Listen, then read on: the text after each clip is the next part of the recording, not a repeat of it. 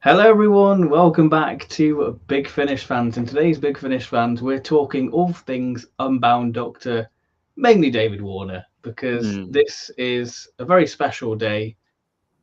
Oh, hang on. I've got my own voice playing. I think that's me on replay. Yeah, there we Oh go. dear. Oh, There that's we a are. There we are. bit vain of Uh, you watching your own stream. I mean, I've just got to make sure everything's working, Yeah, everything's all fine. yeah. Oh, I've But yeah, just we're got the talking. notification through on my phone saying There you've we gone go. live. We're on Here we are. we're on the air. We're on the air. That's the main We thing. So we're definitely talking are. about David Warner because it's his last Big Finish release today in Time Lord Immemorial. Mm. So we thought we'd do a little tribute celebrating the wonderful man himself and Yeah. his Doctor releases. Yeah, looking back on his time at Big Finish, because it has been over 20 years really since Yeah, he first stepped into the role of the Doctor.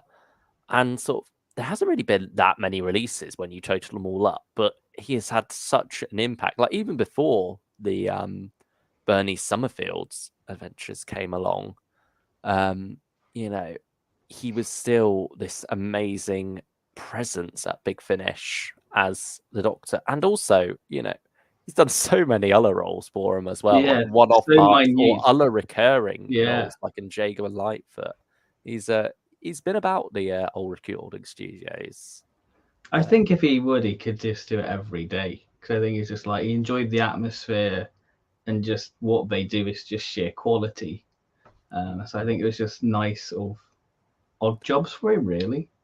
Yeah, I suppose. I mean, a lot of particularly older actors do say about radio work, it is rather nice to not have to worry about makeup and your blocking and stuff. It is almost more just pure acting at that point. You're purely embodying a character for a little while and you get to focus entirely on that. You don't have to worry about the technical stuff or anything unless it's COVID and you're home recording and Yeah, you've got to yeah, do all the levels and everything yourself. But for most of them, it is, acting distilled in a way is radio. yeah. And so, yeah, I think that's why it appeals to a lot of them, like Derek Jacobi and David Warner, of course, who we will be gushing all over tonight, I'm sure, because Yes. many great performances from him are to be found at Big Finish and across his whole film calendar, really. Mm. He's been in a lot, isn't he? There's And definitely been so, in a lot. yeah, sometimes just popping up places where you don't even expect it to be coming along. So yeah, and from what we've heard from everyone who knew him and met him, was a wonderful man as well. I mean, you actually got to meet him briefly yourself, Yes. didn't you? Yeah. And Back in you've told this, 2017. yeah, you've told the story before, but since it's a David Warner focus Yes. Yeah. stream, Yeah. I thought I'm going Uh, to make you tell it again, just for the benefit of those who don't yeah. know. And also, it's Um, a wonderful story. yeah. So, um, I sort of I knew of David Warner obviously because of Cold War and etc. But there were many conventions back before I knew his Unbound Doctor in 2015 when our little group went to Day of the Doctors in Slough and he was there, but Ah, I didn't meet him because I wasn't familiar with his Big Finish stuff, and they had all like the Unbound Doctors there, I think, from memory, um, ah. which I kind of regret not meeting some of them, like David Collins. Um, but in 2017, I met him at Birmingham, the Comic Con there, and Lisa Baum was there, and everyone in the queue for David Warner had like The Omen and sort of, is it Time Snatch or Bandersnatch or something like that? Yeah, I think Bandersnatch. Yeah, I think Time Snatch, you may be confusing Time Slip. yeah, it might be, it might Yeah, be. unless yeah, who knows? There might be both. So I got this picture of him holding the sonic screwdriver to get signed, and I went up and was like, "Oh, I love you, Big Finish," and he was like, he pointed over to Lisa, go, "Lisa, he likes us," and I think it just made his day seeing the Big Finish stuff, and Uh, it was a time when King Lear came out, so we were talking a little bit about that, and and Lisa it was just Bauman was in that as well, wasn't she? yeah, yeah. So it was really nice sort of meeting them both and he felt like quite a chuffed sort of granddad when he sort of told about like the Big Finish stuff because I think maybe because he realizes how niche it is and somebody come up to him and going, "Hey, can you sign this Doctor Who thing?" It was 'cause just really nice. I suppose it's a bit of a different experience if he's at like a Big Finish or Doctor Who Yeah. focused one. Like you probably get some people coming up to him with the Cold War picture to sign. Yeah. But yeah, I'd say it probably is mostly the Unbound Doctor stuff that really gets people going with him when it comes to Doctor Who conventions. Whereas with a more general Comic-Con convention, it's sort of, you maybe realise just how niche Doctor Who or Big Finish in Yeah. particular is, particularly when it comes to, again, a niche within a niche of the Unbound Doctors and that whole range. But I think David Warner's definitely earned his place in the Doctor Who pantheon. Yeah, I there's think a reason he he was the breakout star of that. Well, there's quite a few reasons really, but yeah, we'll get into that. But well, certainly I the think he's performance up is a there. part of it. Yeah, He's up there with the War Doctor and Fugitive Doctor. I think he belongs in that same category for me. So I adore him, and I realise I probably shouldn't be wearing this. I mean, So he's talk about a the third Unbound. Doctor, but Yeah, not the third Doctor. yeah. So it feels a bit wrong wearing that today. Sorry, David. Yeah. But he is 100% the Doctor. Yes. No doubt about it. Hi, Ben and Luke. How are you tonight? Asked Daniel Hager. I'm doing pretty well, thank you. How about you, Ben? I'm doing all right. Yeah, it's nice to be back doing a little stream. Yeah, nice little one to keep us going throughout the colder months of October. Nights are drawing. Well, I say colder; it's heating up again a bit, isn't it? Yeah, but I'm enjoying the stormy weather outside. The nights are certainly drawing in now. It's that time of year again. David Warner will be missed at Big Finish, one of the greatest actors to play the Doctor. And thank you, David Warner, for being one of the greats. And you will always be the Doctor for the fans, says Daniel Hager as well. Wonderful tribute there, Daniel. Oh, and I cried when I heard David Warner play the Doctor one last time in Once and Future. What a great story and lovely end for David Warner. David Warner's time as the Doctor. He is going to be missed. He is indeed. I mean, I've not heard it in full yet. I've only heard the first 50 minutes back when that was on the podcast. You've listened to the whole thing, though, so we'll come to that again towards the end of the stream as we round off David Warner's long history at Big Finish. And we will get a full review out for that as well. Yes. At some point. Yeah. I mean, Martian Invasion Parenthood 50 tomorrow. Yeah, that'll be tomorrow. Yeah. So we're a month behind, but we'll get there. We'll catch up. Yeah. And then on Saturday, we'll carry on with our 7th Doctor rankings. So yeah, 7th of each month, well, for 3 months, we'll be covering the Sylvester McCoy era, season 25 this Saturday. And then 7th of November, we will have season 26. And that'll be all done. Yeah. That'll be 2 Doctors ticked off of our rankings because we did the 3rd Doctor quite a little while back now, if you want to start of 2022. So yeah, I don't know what the next Doctor will be. What we'll cover. Yeah, let's see.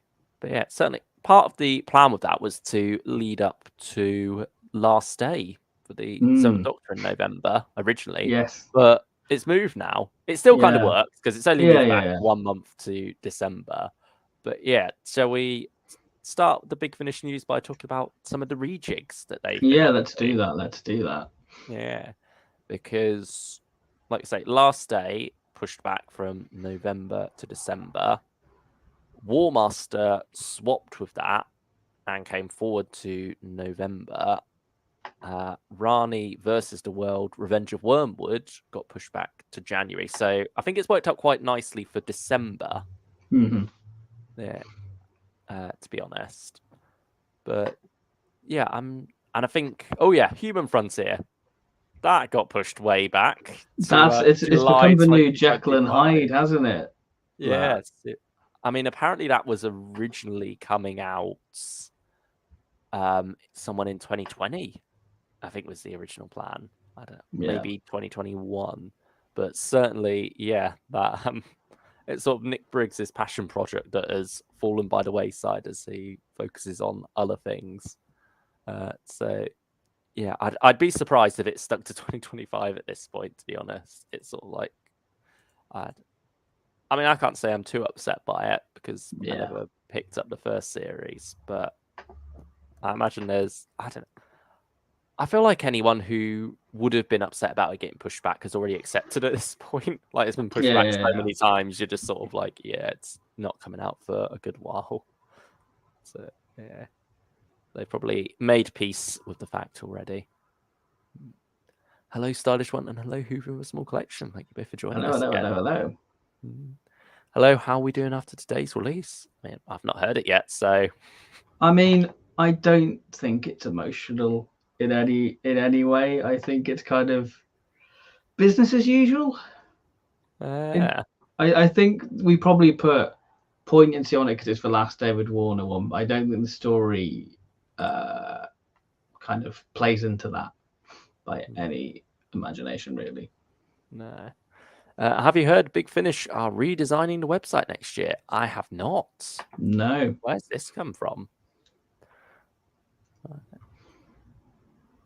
What's all this about, Stylish One? I mean, we were saying last night when we were we're trying to figure out what's in print, what's not in print. Yeah, it can be quite hard, can't it?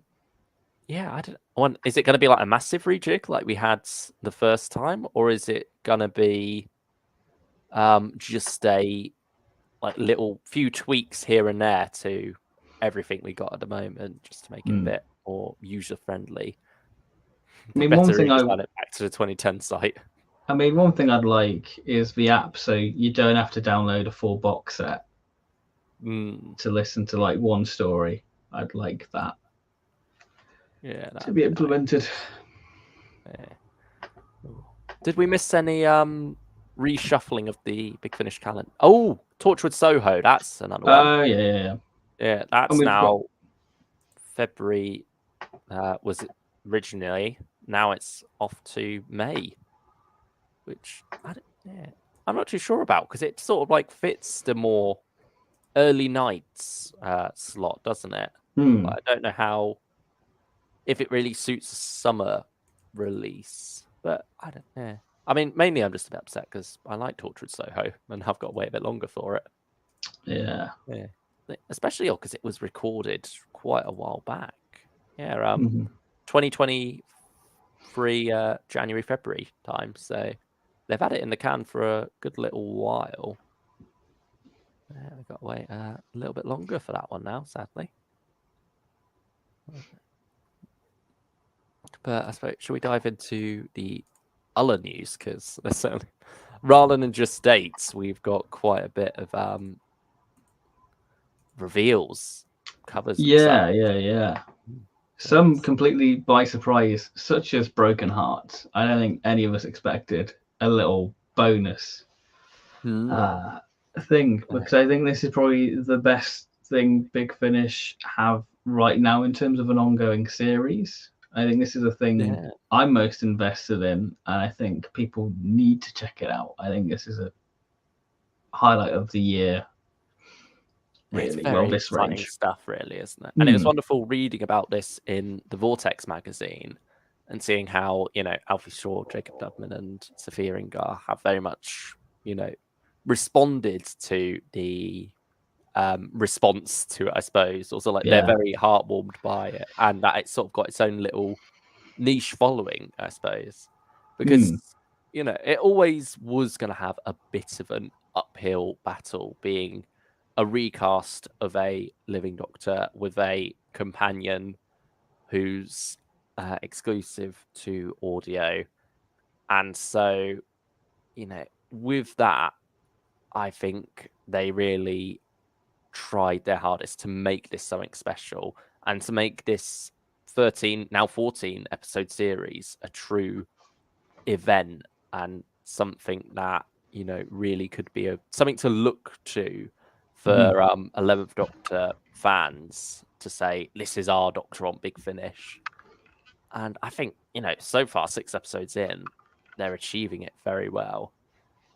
And now we get a nice little bonus slotted in there, written by Lisa McMullen, who sort of like pitched this after the response after her response to Curiosity Shop from the end of All of Time and Space, she was like, "You can't leave it like that. There's got to Yeah. be repercussions here."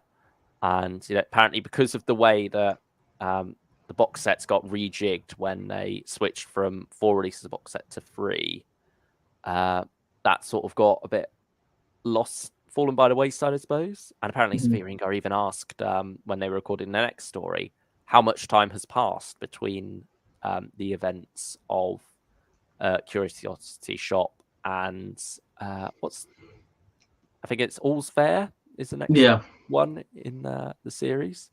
Yeah. So yeah, so it's nice to know that these things are on the actors' minds as well, and that with Sophia, they are really embodying the character of Valerie, and sort of not just seeing this as a coming in to read lines, but taking it wonderfully It seriously. just shows the dedication and what's been to craft this series, and it feels very Big Finish to fill in a gap of a Big Finish filling gaps. It feels so Big Finish. It's wonderful, really. And it's it works nicely as that little bonus, doesn't it? And also because Series 7, where this is sort of based in between, it's in that Series 7 era.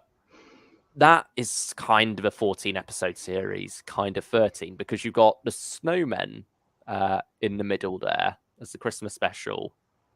And so with Broken Hearts here, you almost have that same effect where it's, kind of, you've got your main 13 episodes, but you've also got a bonus 14 slotted in there. So it nicely sort of just matches up with the era even more in a way through that.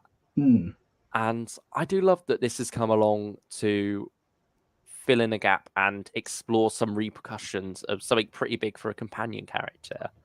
Because sometimes I think Big Finish can forget to do that. Yes. I mean, a recent example, Conflicts of Interest, the way that the edge of the war ended for Tegan, that hasn't been followed up yet, and I feel like it won't be at this point because it felt like a big event for her character, but at the same time, it was like an easy thing to slot in there at the end to give an illusion of depth without the writer necessarily having to worry about following through any repercussions for that. Whereas here we've had some big things go down between the Doctor and Valerie come the end of Curiosity Shop, and now we actually get to pick up on that and explore that further, which I think is wonderful. And certainly to be able to live in that sort of Curiosity Shop world perhaps for a bit longer as well will be interesting. I mean, it is just Jacob Dudman and Sophia Ringar as well in this one, bouncing off each other, so that'd be interesting. I did think, oh my god, are we getting Paul McGann and 11 just looking at the cover? Because it seems like it's the year of Paul McGann. We've got him in Paternoster Gang, we've got him in Doomsday. Yeah, I was thinking, is this like their Night of the Doctor for series 7 or series 7.5? I think we've dubbed it. But no, he's just a statue apparently in this one. Okay. Yeah, I don't know what those drone things are there. They look a bit like in Star Wars. You've got the mini Imperial drone. You've seen Star Wars Rebels, the Seven Sisters little.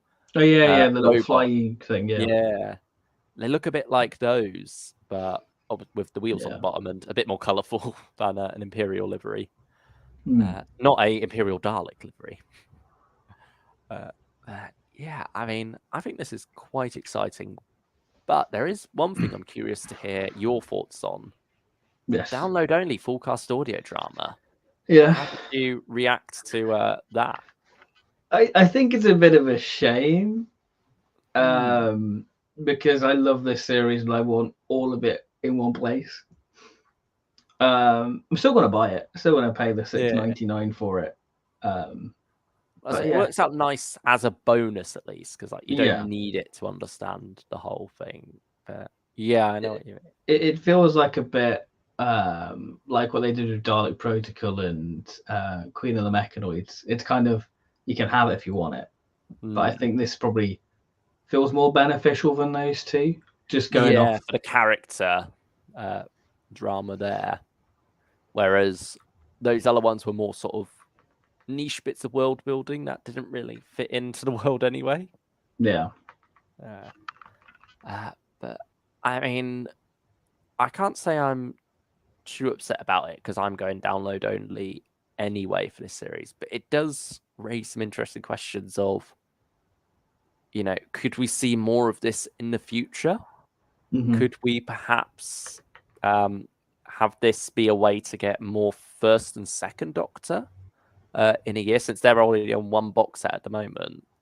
Could we maybe get a bonus two-parter for them every once in a while, just to, sort of round that up a bit more, make it a bit more even between them and the other Doctors?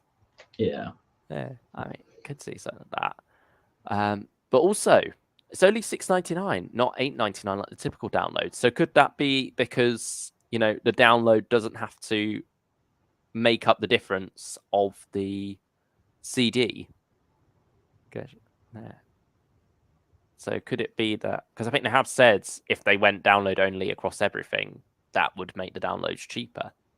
Or is it just because it's only Jacob Dubman and Safia Ingar recording this that they got away with it being a bit cheaper? I don't know. But or is it just thinking, or is it thinking how commercially viable it is for them to sell it at a higher price?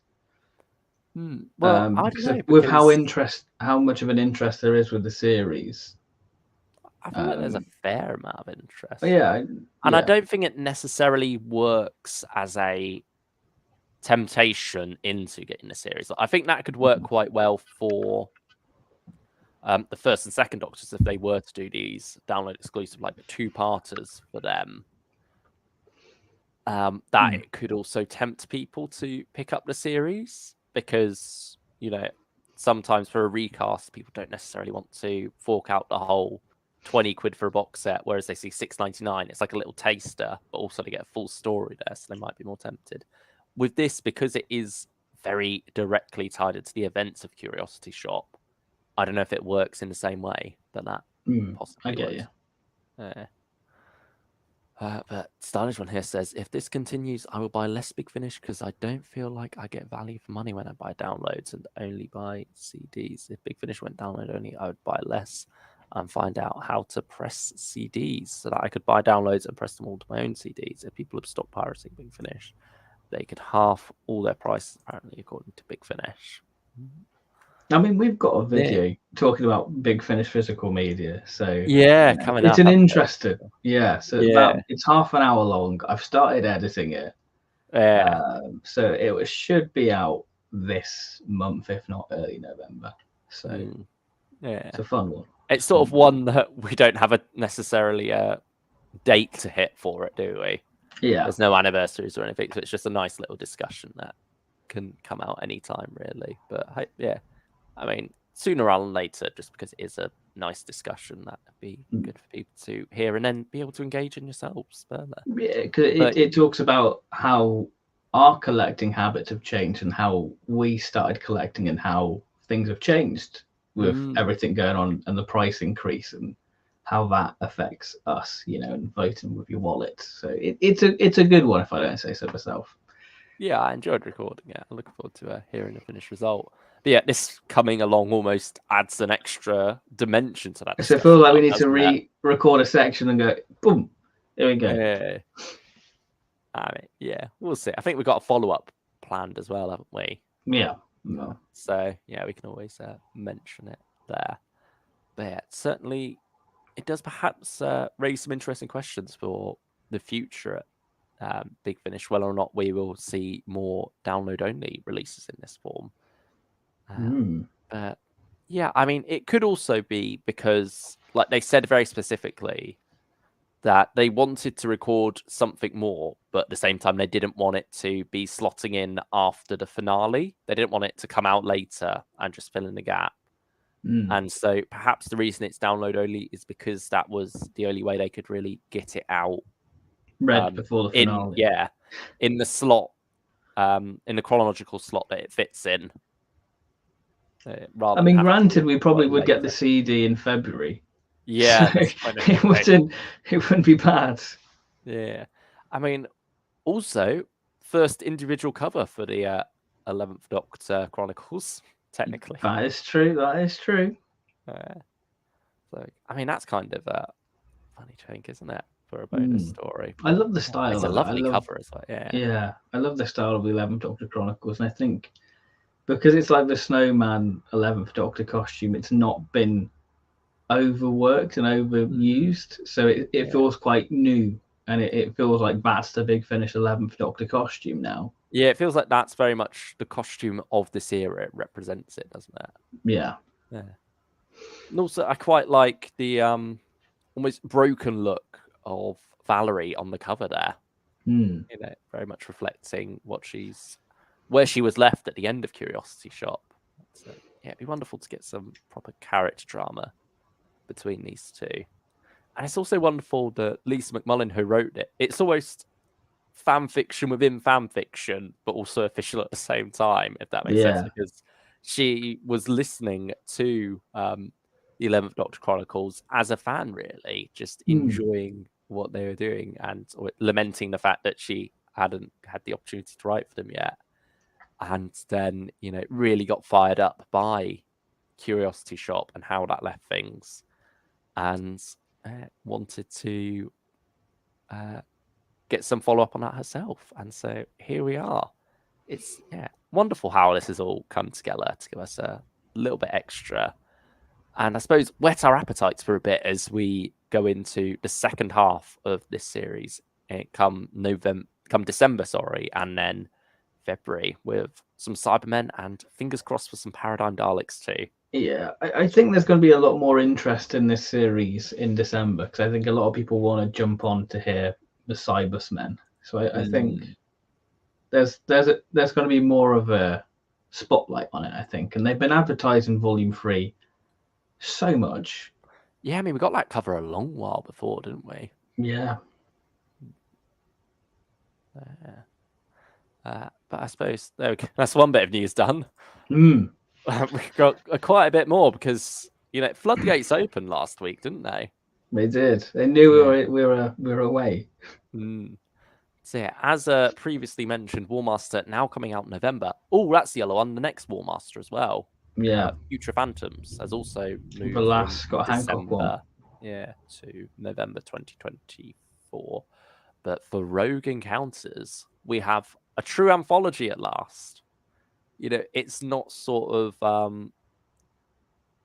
half and half with it, like things like Solitary Confinement and Self-Defense, where they're basically standalone stories, but there's a bit of an overarching narrative. Here, they're just fully embracing the standalone quality, and I'm excited for it. You know, we've had our misgivings about the Warmaster recently, but I feel like just seeing this cover, reading the synopsises, I'm excited. How about you? I didn't think this was real, to be honest. When I first saw it, I thought, oh, this is a nice sort of fan-made cover. But yeah, I'm excited for it, because sort of Warmaster's been in a bit of a weird void for me at the minute, really. Yeah. I think no this excitement sort of for Solitary Confinement whatsoever. And then seeing reviews of it and going, oh, okay, it's kind of self-defense done again. Yeah, it's more of the same in a way. But this feels a bit fresh. It almost sort of has that sort of same excitement as Dalek's Genesis of Terror, really, I think, for me. Oh, really? Yeah, I kind of get that sort of feeling for it. In what way? I mean, it's sort of an odd comparison to make. There's just something in my brain will just knits that together, whether it's just Daleks and having, you know. I feel like there are times where I'm with you on these things where we can't quite explain them. But I'm not necessarily against you. I'm not saying you're wrong. Yeah. Because, you know, it's your own feelings towards this. But I don't see it. I don't know quite where you're coming Well, in my head, it makes total sense. Yeah. I don't know. I Mm. don't know.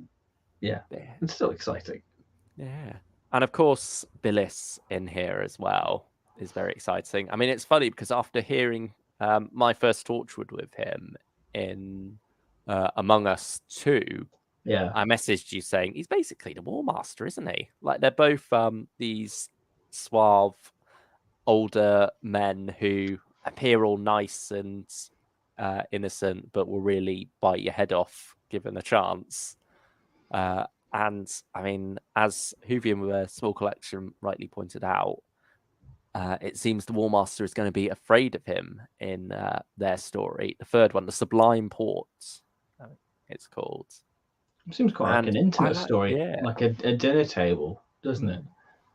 I think it's based around an archaeological dig where he comes across him. But yeah, I like when the War Master's not necessarily on the one in control of everything. I like those occasional times where he's more on the back foot. And to be honest, that's where I prefer Seventh Doctor as well. Really, I don't know. I'm not always that obsessed with characters who are manipulative to the extent that they're in control of literally everything. Sometimes that makes for stories that I'm not always the most engaged with. I think it's one of the things I sometimes have a problem with the Tortured Soho range. If there was one thing that sometimes bugged me about that, it's how in control Norton ends up being. And I feel like I'm definitely in the minority with that viewpoint. But yeah, those sort of stories don't always interest me, but it can make it infinitely more interesting when you have that kind of character who's used to being in control, who's used to being the master of manipulation, suddenly caught properly on the back foot, hopefully. Not pretending to be on the back foot so they can later get one over and do a last minute reveal of, haha, I was in control all along. I knew you would do this. I mean, that's essentially I the hope War that's not Master going to happen. range in Yeah. general, though. Yeah, I hope that we do get something quite different here as Billis Manager faces the War Master. And, it's not just that. You've sort of got a Three Doctors tribute here with the way they're positioned. But there are two Jacobys here because Professor Yana is getting an episode to himself with the War Master in the shadows, it seems. So Is it the second time we've had Iana? I don't think we've had him at all. Well, Other the than sort of Utopia. the end of Only the Good, you kind of get. Oh, I suppose cameo-ish, but this is like full-on Yana. Yeah, okay. Yeah, full-on Yana story. And I mean, this led me to compare the set to River Song, Two Rivers and a Firewall. That's my weird comparison, but I can back it up because they're both All right, the 10th okay. in a series. And they're both complete anthologies. And also, the final story of both sets features the character like in their quote unquote afterlife. Like they're both taking place after the characters had their proper ending in a way. And sort of also both characters who originated in the RTD era. Okay. Yeah. So I like how Jacoby's putting his glove on ready to like deck Billis. Yeah. He's right. Yeah. And I mean, it's a wonderful cover as well. I love the bit of Third Doctor titles there. They're quite what relevance they have to the War Master range, but they just look good on any Doctor Who cover, so we sort of accept them. And plus, the Master himself as a character, not the War Master, but Master as a whole, originated in the Third Doctor era, so yeah, I can. And it also adds to that Three Doctors vibe I'm getting from just the poses of these three characters. It'll make for a nice spine. Yeah. I mean, we'll see what they end up doing with the spine. It'll be Billis, probably. Yeah. Like, oh. I mean, they've rearranged things slightly, though, as well, with the style of cover. Because now the War Master is the chunky font one, and then it's sort of more in line with the rest of Big Finish's cover art now. So I can't begrudge them that. And we got a X-Files alien abduction style story here too to look forward to, and then just War Master versus Daleks for the first episode. which was apparently inspired by 1917. You know, the idea of Okay. having a story taking place in real time in one shot but on audio, and that's the Tim Foley one as well. So Ooh. I think Scott Hancock or James Goss, I can't remember who it was, but they challenged him to that. Apparently, he's risen to it wonderfully with the War Master, a young soldier, and a planet being invaded by Daleks in the Time War.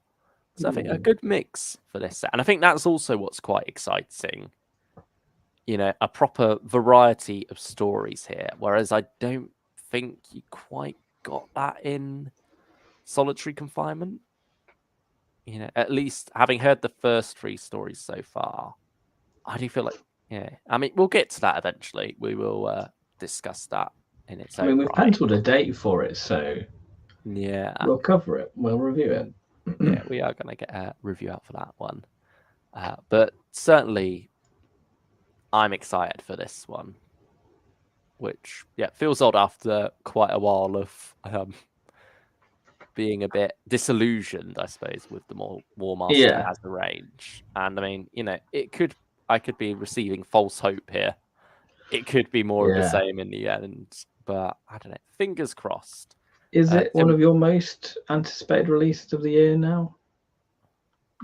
I don't know. I thought there's quite a few exciting things. I mean, Intelligence War next week now.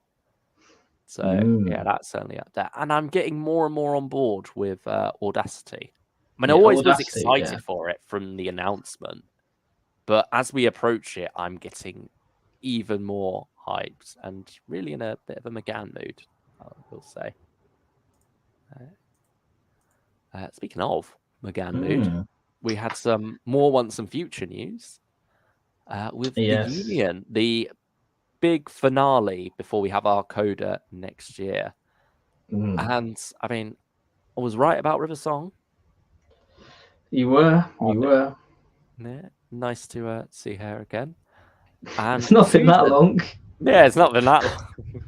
I mean, for Susan, it has been quite a long time. Yeah, it's been a little while. Well, yeah, I think the last release we had Susan in was after the Daleks, wasn't it?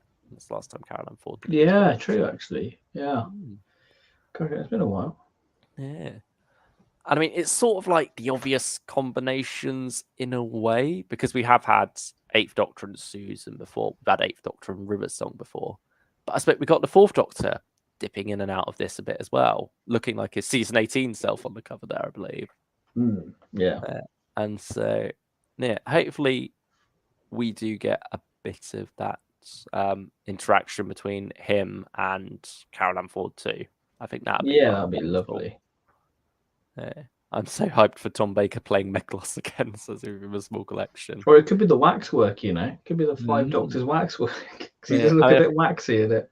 Yeah, I think I joked to you that it could be a Gallery of Ghouls crossover. Yeah, it could be. It could be. Susan is in the 60th special, says Stylish 20. That feels right, doesn't it? Yeah.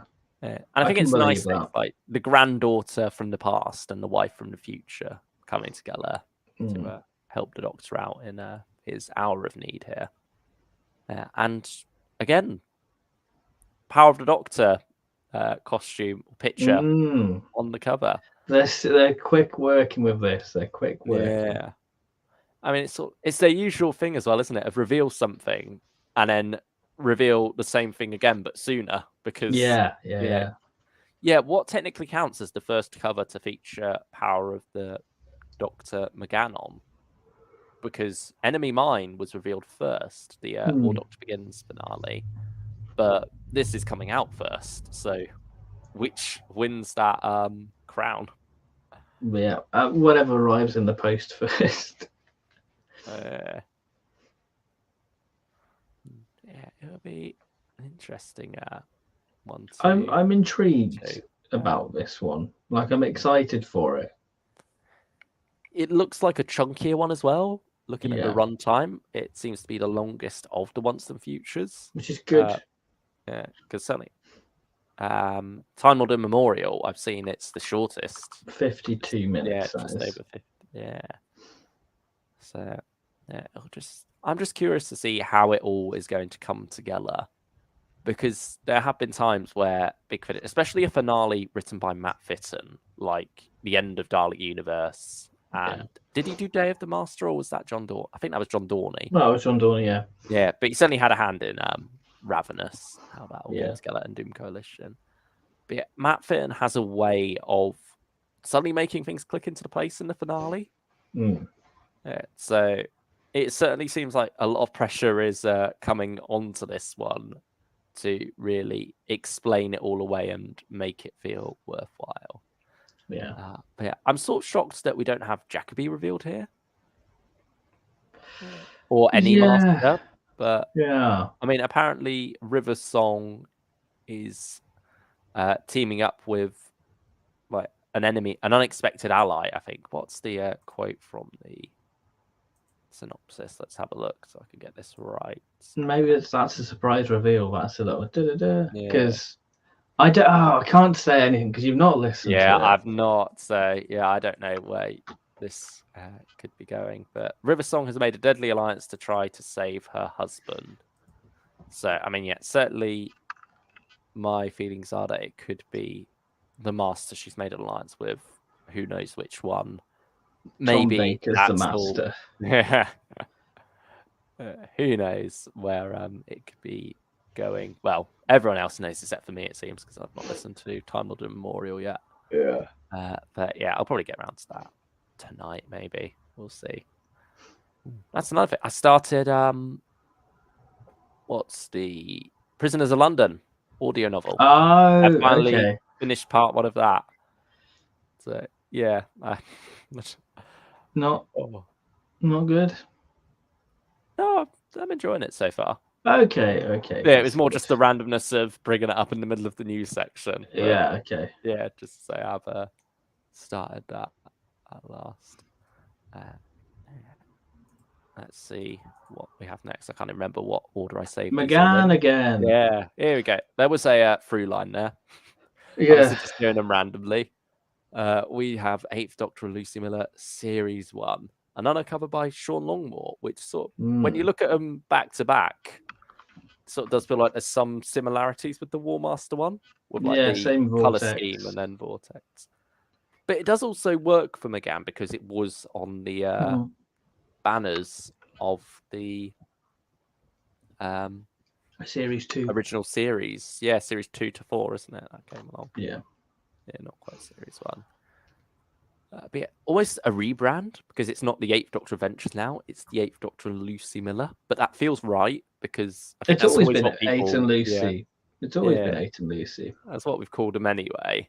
And so I think it's nice to have that distinction, especially with how the 8th Doctor Adventures has gone as a range since then, with many different eras within it. It's quite nice to have these two as the co-stars, really, which they are.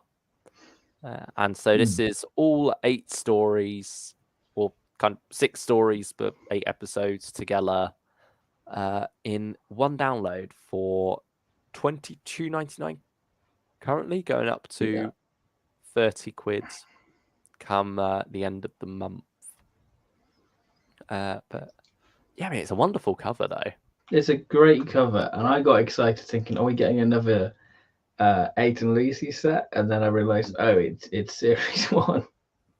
Yeah, it really works. It's really great how much they've improved the composites of McGann they're getting for the TV movie. I think it's really working well now. I mean, it was always impressive to start with, but there were a bit like you could see it at the same time. You could tell that they were working around the movie rights. But you can tell that stranded for McGann. But I think they're definitely doing a good job. Is that also a bit of 5th Doctor titles there next to where it says Smith? Yeah, the Starfield. Yeah, you got a bit of the Starfield sneaking in there as well. The Vortisaurs. I think Hayley Atwell's there below the Vortisaurs, isn't she? Yeah. And then that's the Headhunter below that. Yeah, you got Martez. Yeah, okay. Yeah. You know your classic Big Finish. Yeah, those are Daleks. Those are Daleks. Well done. That's the Cyberman. Yeah. Helicopters. I don't know what story they're from. I can't remember. I think it's human resources, I want to say. Yeah. I mean, yeah, it's something that I've been expecting for a while. To be fair, this little collection. It I was makes kind of sense. surprised they only did series 1 at the moment. I imagine they'll get round to the others, but We might get series 2 next week. You don't know if it'd be like a little weekly thing. yeah. I think the early story discovered doesn't reference his horror of glam rock. I Yes, mean, the Sean Longmore did purple, say, the yeah, purple that's kind of true as is well. reminiscent of the original cover. Yeah, Sean Longmore did say he tried to work in a glam rock bit on it, but it just wasn't really able to fit into the composition. Although someone also pointed out that Sheridan Smith in the coat could be glam rock with its Yeah. more colder setting. Who knows? But yeah, I think it does a good job representing series 1, really. And it's wonderful being able to have official newer covers for these older series where, just to see how far the technology of, cover art has come. And speaking of that, if I've got this right, I do have this Hey, right. there we The go. Art of the Audio Adventures, a little coffee table book featuring 100 pieces of Big Finish artwork. How exciting is this? It's something people have wanted for so long, and it's great to finally get it. Yeah, agreed. Certainly stings a bit when you see it realised and then notice the price, though. Yeah, Especially when you've then got to pay an extra 10 for the courier delivery after yeah, that. it's So £50 for it. yeah, I mean, you've already pre-ordered. You were a bit bamboozled there, weren't you? I was a bit bamboozled because on the original press release it said it was limited to 1,500. So I was like, I'll regret it if I don't get it, so I'll buy it. But it seems like it's not limited, I don't think. No, I think they're going to be trying to get them out in other shops as well. Yeah, With any so luck, but yeah, certainly starting off as a Big Finish online exclusive and then going out to other retails if they want them. I think there's a demand for it because I think there's just something quite it with that.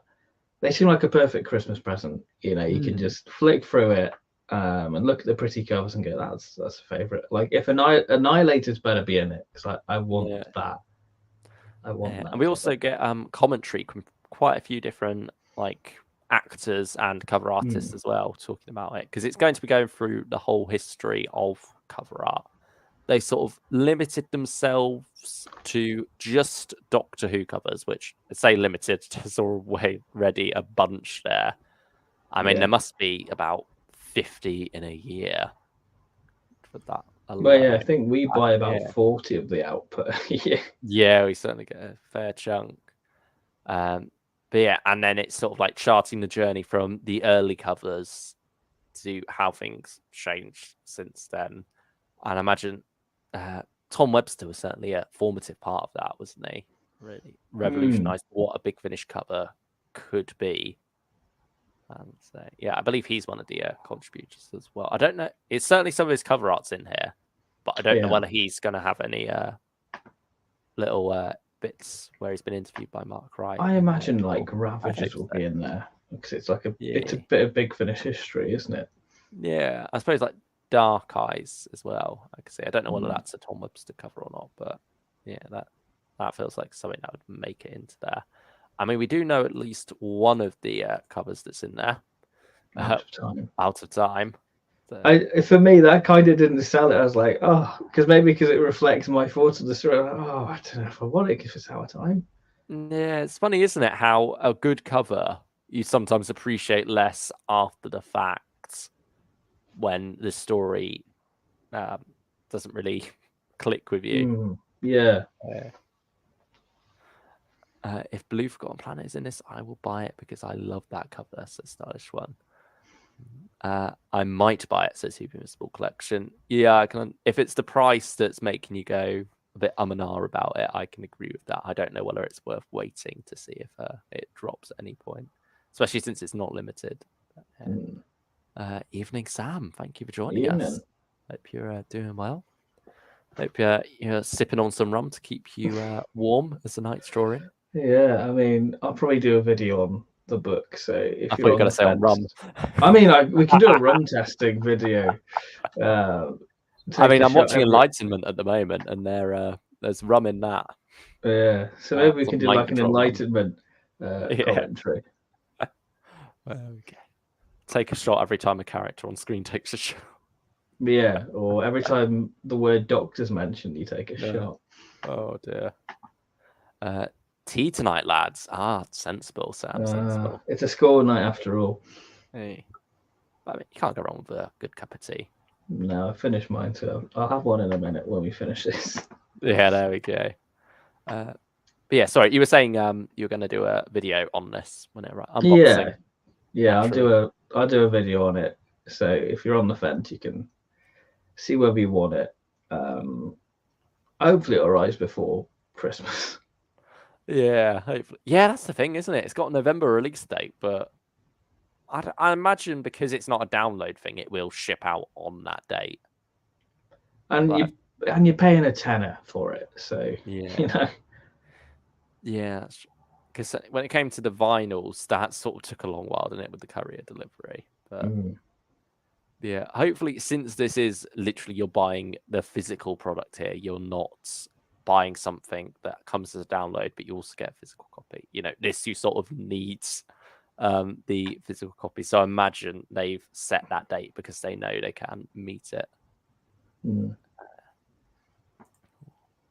Other news. I put this here because not because we're that interested in Stark Ops, but because something I found quite interesting, sort of again building off of Broken Hearts, is that this is a series that's coming out as individual releases. Okay, it's not a box set. It's 6 single disc releases across 6 months. So in the it's a bit like what they did with Dark Shadows Bloodlust. Yeah, but that was a box set still, wasn't it? Yeah. Yeah, this is literally like the Torchwood Monthly range and Once a Future. So I'm sort of curious to see, is this a direction that Big Finish is going back into in general? Is there a demand for this style again after they leaned so hard into box sets? And now, because I believe someone asked Big Finish about this and they respond, or it might have been about Broken Hearts, but they responded saying, you know, we're listening to fan demand for more, you know, affordable individual releases. And so this will work out more overall. But I wonder if that is potentially a way forward with Doctor Who as well. Could we see more could we see a Reborn monthly range, but of like single disc releases with different Doctors to sort of complement the main box set series that they all have still? Yeah. Could there be a happy medium we could find there? Yeah. Luke definitely is a secret Stark Ops fan. I've never watched it. I don't know. It's Chris Boucher, isn't it? I believe. Is it Boucher? I don't know. I'm gonna look that up. I can't say I'm too clued up on it, to be honest. Yes, Chris Boucher. There we go. See, he's a true Stark Ops fan. He knew that. He knew that. I mean, yeah, I just found it interesting that they are going back to that older style again. I'd love a Reborn monthly range with a different Doctor each month, says he with a small collection. I mean, yeah, I don't know. It's just with this and Once and Future, it seems like maybe, you know, the way forward is the way back. You know, I don't know. Yeah, I mean, I think box sets are still very much here to stay. We're not getting rid of them at all. But yeah, I don't know if we will see more like this across multiple ranges, because you've got it with the Lost Story still. Like they come out around the same time, but they're individual releases. And I mean, the early adventures, while that was wrapping up, and so could we see that with the Companion Chronicles? Could the Companion Chronicles come back for like a limited run? and it's or just done like like random this. one-off ones every once in a while. Yeah. I don't know. Yeah, certainly. I feel like we are going to be seeing more individual releases like that, just one disc. $8.99/$10.99 for physical. Just to have those more affordable things out there for listeners. It's kind of that sort of, if you want a quick fix a Big Finish, buy Yeah. this. Yeah, and sometimes that can work out better for story arcs as well, having like the monthly drop. I mean, it's funny how they pitched it in the release article as, when Star Cops was a TV series back in the 80s, or it's 80s, isn't it? Not 90s. They were saying it released weekly, as if that's something unique to Star Cops.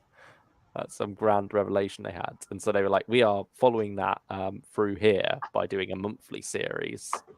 And it's like, you're making this out to be some grand revelation you've had when it was what you were doing for nearly the better part of 2 decades after Big Finish first started, before finally going full on with box sets. I don't know, it just amused me a little bit. But yeah, certainly food for thought there, I suppose. It'll be interesting to see what the future brings. For those of you who are into your Thunderbirds, this isn't quite Big Finish news. It's available on Big Finish, but it's like not produced by them. It's Anderson Entertainment who do this. 4-episode box set this time instead of the usual 2. Danger and Deception, with John Coleshaw again as doing his wonderful, not impressions at this point, because it's also a performance at the same time. But he's getting recast as everyone, isn't he? He's the Brigadier, he's Chameleon, and he's John Tracy and a couple of others in Thunderbirds as well. Yeah, I mean, Daniel Hager said Thunderbirds, Jerry Anderson TV show, got a big following fan base. Ben and Luke need to check it out. Thunderbirds was a big part of my childhood. I had Tracy Island and Tracy Skybase. Yeah. But I kind of drifted away from it and become a Doctor Who fan. Yeah, I mean, I was certainly a Thunderbirds fan before I was a Doctor Who fan. But yeah, certainly still go back and watch them from time to time. But yeah, don't know if I'd go into the audio drama realm. I feel like as well the fact that it's not Big Finish, sort of, I don't know, because I'm sure the quality is there to match it, but it's just something about it not being the. It's another thing to buy. That makes me feel like, okay, I can separate myself from that. But I mean, yeah, for those of you who are interested, I mean, it was announced on Thunderbirds Day, wasn't it? Yeah, anniversary, the 30th of September. If anyone's interested, that's coming out January. Yeah. And then we have our Ood covers. Yes. We sort of been getting one a day the last couple of days, haven't we? Yeah. Found it out. So we got Odyssey here with, it looks like the Ogre, but it isn't. I imagine it could be. I don't know. I think it might just be generic rocks with alien writing on. Oh, that's a shame. Yeah. This is the Claire Rushbrook story with an Ood who would not fit into a helmet, but yeah, it's a cool image. It's a nice image, nevertheless. I mean, we love those space suits, so yeah, they're very iconic to Doctor Who, really, aren't they? And still with the Sanctuary Base 6 logo on there, is it? Or is it? Yeah, it looks like it. Yeah, still Sanctuary Base 6. Ooh, what is this? There we go. There, and then Who Done It, which is a very James Goss title. And that's looking rather interesting as well. Yeah. And finally, you have Oracle with a nude priest. So it's looking like an all-right trilogy. I'd be more interested if it was a box set. Yeah, I think that's the thing. You lose your individual covers then, though. Yeah, I mean, you say that, but Sean Longwell would do a sneaky for us, and he might do anyway. So it's not something we should expect, but it is always nice when we get those. Ood and about. The stylish one. Gonna need Tortured Monthlies to do more trilogies. Yeah, I wonder if they... I mean, they did a sort of Valentine's trilogy at the start of the year as well, didn't they? Yeah, he did, yeah. Yeah, so maybe trilogies are where things are going with the Tortured Monthly range. I mean, it's sort of like the second phase, isn't it, of a monthly range at Big Finish. First you have individual releases, then you go into your trilogies, and then you die. Yeah. It takes 275 releases, though, so I think the Torchwood monthly range has a fair bit of life left in it. What about the other news? The 60th trailer, filming leaks, Series 4 in cinemas, our stylish one. Bloody hell, we haven't talked about the 60th trailer, have we? Yeah. It feels like so long ago. I thought we'd done a stream since, but no, we haven't. It's a good trailer. That's all I can say, really. I'm excited for it. Yeah, it's all right. Looking forward to it. Yeah, there's not too much new to discuss, is there? I mean, Toymaker finally confirmed. Mm-hmm. It shocks no one. Yeah, it was time to be shocked. Yeah. You still, like, after all that time, though, start to question it. You're like, wait, where did we originally hear this from? Was this something that was a legit rumor, or is it something that we've all just sort of come to accept and expect, but there's no actual credible as a reason fan collective, to we just accepted it. Yeah. Is it, like one of those what's like the Monopoly Man's monocle? Yeah. Apparently he doesn't have one. Mandela effect, that's it. Yes. Mandela effect, the toy maker is in the 60th. But no, it's official now. Neil Patrick Harris is playing the toy maker. And it looks like they're really leaning into that reality distorting shtick he's got. I particularly like the puppetry imagery, like when the roof gets ripped off. Use that. That all looks very exciting. Yeah, I mean, yeah, just basically same as ever, really. Just excited and want to tuck in. But yeah, can't say too much more unless we did like a proper let's watch through it scene by scene, break it down and discuss. Yeah. But as for filming leaks, I think it's mostly pickups for the Christmas special, isn't it? They've been doing with shooting his kilt and such, or shooting stunt double in his kilt. I think it's been just secondary. I don't know if there's been any like actual leaks. Really, I don't know. I don't really follow that side of it. I mean, I believe that Series 15 is meant to start filming in November. They said. Yeah, so I'm sure we'll have some big leaks. And I mean, that'll be weird to be getting leaks for a series that's coming out when we haven't even had the previous series yet. I mean, imagine us watching, not even having watched Series 12 yet, and Flux is being filmed. Yeah. Got that image of the Sontaran staring at the cameraman, and we've not even had the master reveal yet. Yeah, it's that kind of wild feeling, isn't it? Yeah. The whole Christmas special plot leaked online. Oh dear. Poor Bad Wolf. I can't imagine it being the whole script. I think it's probably just some weird fanfic, probably. I mean, the leaks about the 60th turned out to be right. It does seem like, this information just gets out there somehow. We shall see. I mean, you could also infer from the trailer that Mel's going to be in the 60th. Because, it's that helipad setting on the Unit Tower. Yeah, Unit's got a tower now.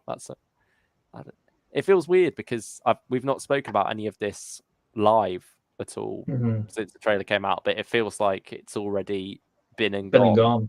Yeah, it feels like everything's been said about it. But yeah, certainly for those who don't know, that original picture when it was revealed that Bonnie Langford be returned for the Series 14 finale, the picture of her was on that unit helipad set, and she had that thing on her arm, that little armband. That we've Yeah. seen Kate Stewart and other characters in the 60th trailer wearing. So certainly leaning towards that. And it will be wild to have her and Ruth Madeley next to each other. Yeah, but but she's playing a different character. Yeah. How interesting. There's so much yet so little. Yeah, it's mainly just a hyping trailer, really, isn't it? Yeah, it's like it's still happening. Yeah, it's a little bit more of it, but yeah, just stay Yeah. the whole thing. Yeah, shame we didn't get a date. I think that was the one thing I wanted from it. Yeah, that's the one thing that sort of is not worrying me per se, but certainly, you know, it's something that we criticised the Chibnall era for at the time. And, you know, we thought we were beyond this now. I mean, we've had November at least for ages. So we've known when. It would just be nice now that we're the month before to know, you know, if we're getting it weekly or daily, I think is the main question. Doctor Who magazine's out next week, and that's for 60th anniversary previews. So I imagine this week, if not next, we'll know.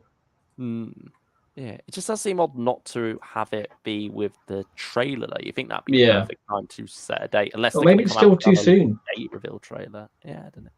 Maybe they've not even set in stone yet when they're gonna have it come along. I don't know.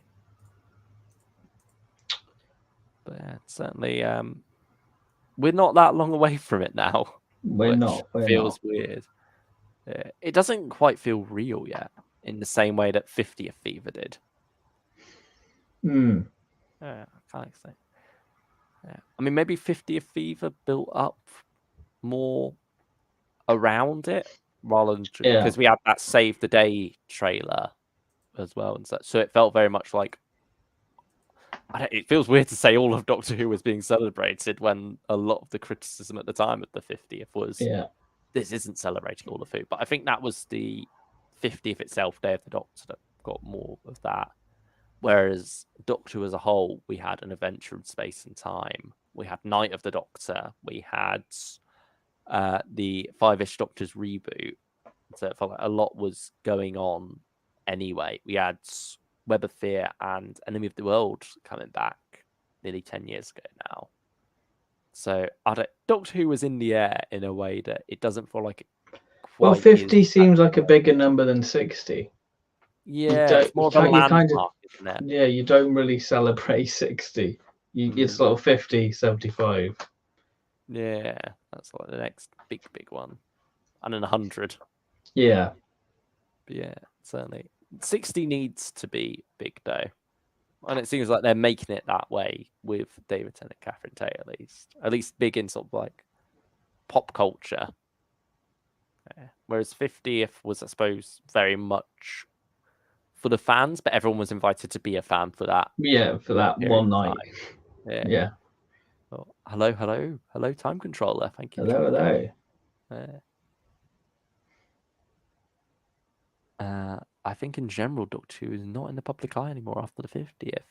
Yeah, there was definitely a drop, wasn't there? But I think, hopefully it's coming back now with Russell. Certainly people are talking about it again in a way that they haven't been for a little while. So I suppose, it's just a case of how that's going to come along when the 60th specials do drop. I mean, it's funny to me because it's been nearly over a year since we've had the reveal of Tennant coming back. And, I think a lot of the hype started then from the general public of going, oh my goodness, David Tennant's back. Whereas now it's sort of, everyone's used to it, I suppose. It's not special to talk about anymore until the specials actually come on. And hopefully weekly is the way they're going to go with it. So that people get to talk about that a bit more. Get the discussion going, get some theorizing going, rather than just burning through it all in 3 days. But we'll see. Stylish One asks, what about Dark Gallifrey? Not a clue. Not a sausage. don't know what it is, so I can't No. have any thoughts on it. I'm sorry. Yeah. What's Dark Gallifrey House time controller? No Oh, yeah, I idea. sort of mentioned earlier that it was a leak of some kind. I mean, yeah, I don't. Is it a Gallifrey series or is it something Is it separate? Death Zone Gallifrey? Is it a Doctor Who series or is it just a Gallifrey spin-off? If so, you've got War Room on at the moment. Yeah. I'm also interested to see your thoughts on news of Lisa Greenwood and Fraser Hines returning. I mean, Fraser's sort of been there Yeah. a while, hasn't And Fraser's been doing some other things as well. he? Yeah. And Lisa Greenwood's happy to have her back. Yeah. Be nice to Long time continue coming. on her and Constance Ventures. I've still not finished the Purity Unbound, to be honest. I've got the finale of that to go. You've done more than me. Yeah, I mean, hopefully, maybe that'll be the August box set. Flip and Constance back. Yeah, be happy to see them characters again.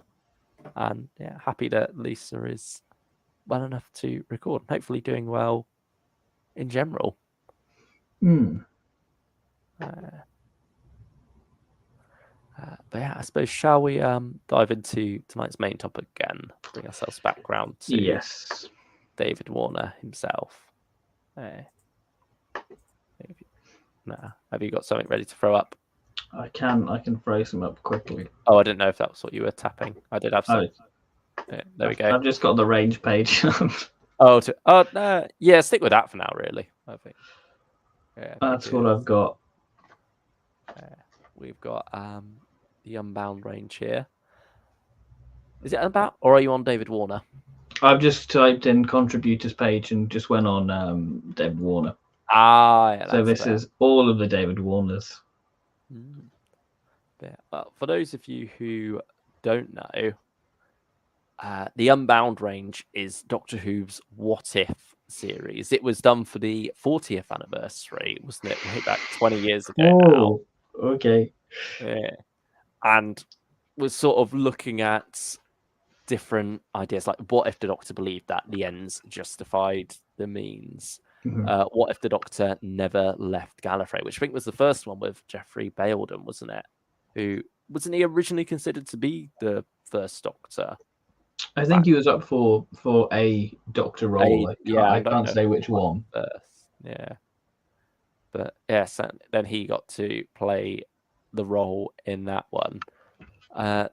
Whereas for David Warner's Doctor, who is most like the Doctor we know in the main universe, the what if there was, what if when exiled by the Time Lords at the end of the War Games, the Doctor instead arrived, I think, 20 years too late after all those invasions. And so the Brigadier and unit had to fight off Autons, Silurians, ambassadors, all that stuff alone. And what state would the world be in by the time the Doctor reached it? And it's a different third Doctor at this time. So, yeah. I think what's interesting about this one is that there's a clear line in canon for this one. Yeah. Like everything black and white still happened, but then it diverges. I mean, I wonder. There's already ground there for you. So as long as you're familiar with what happens in the Pertwee years, yeah, you've got a firm basis for it. And obviously, since then, he's gone much further beyond this. And I think with the Bernie Summerfield stuff, you don't need to know the info on the Unbound Doctor's origins. Like, you just need to know he's the Doctor, but not from our universe. And that's about it, really, because he is still that same character. Whereas some other ones, like David Collins' The Ends Justify the Means Doctor, that is then changing the Doctor a bit.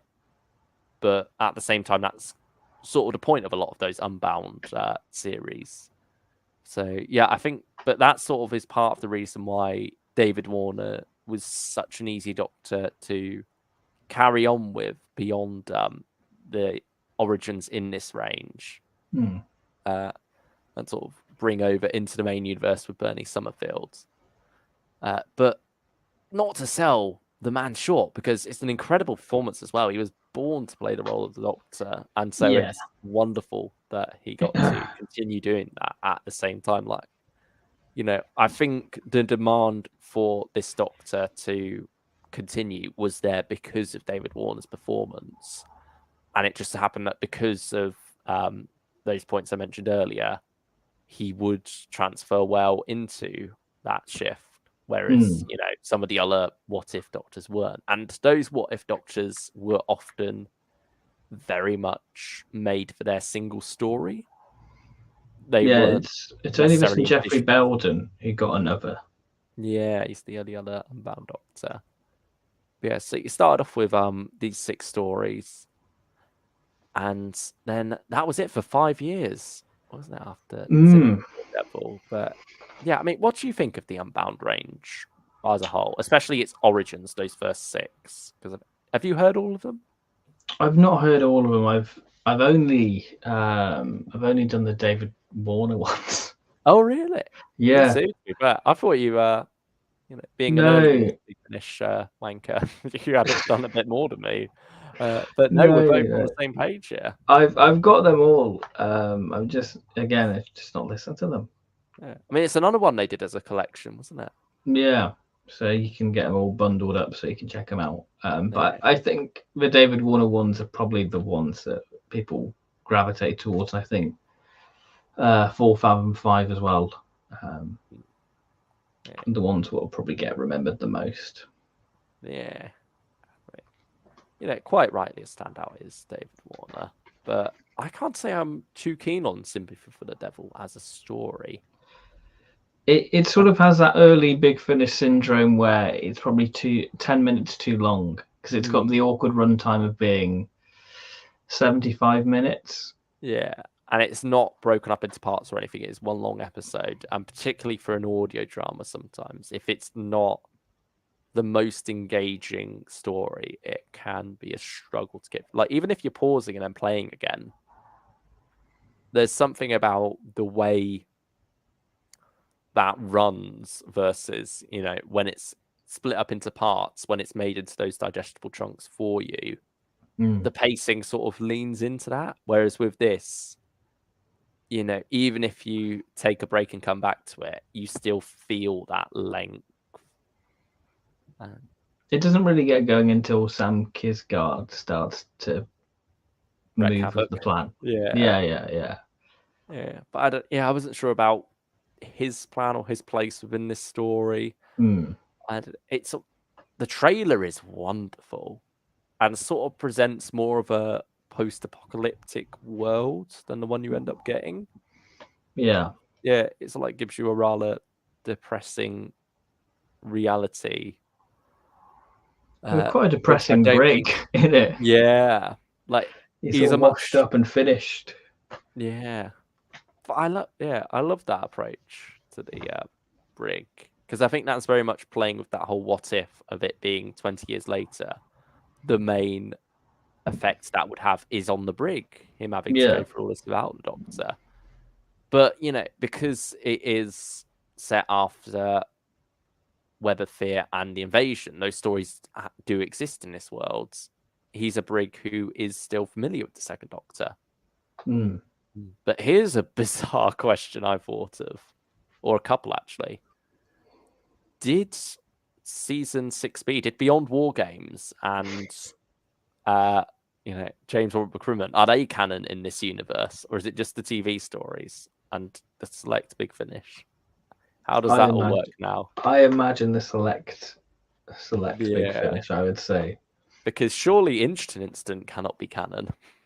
Yeah. Because that ties into the Annihilators, which would have presumably not happened at all. Otherwise, the world would not exist. I'm mainly looking forward to more Doctor Who figures, says Time Controller. Yeah, news tomorrow. Is it confirmed to be figures, or is it just the characters? Because I think you tweeted out something that it could be Sonic Screwdriver related. Yeah, it could be the rerun of the Limited Sonic. It could be the B&M figures. It could be another online exclusive. It could be the Inferno set. I don't know. but it most likely will be B&M. So I Yeah. wouldn't say get your hopes up because, you know.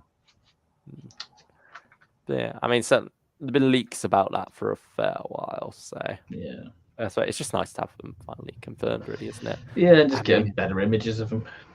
yeah, B&M opens near me 2 days. Well, so you'd be ready to dolly hunt. Yeah. Oh, well, but I mean, yeah, Sympathy with the Devil. It's a strong start for Nick Courtney and David Warner. Yeah. Like they're always, it's great listening to them, but I think the story they're in doesn't do much for me.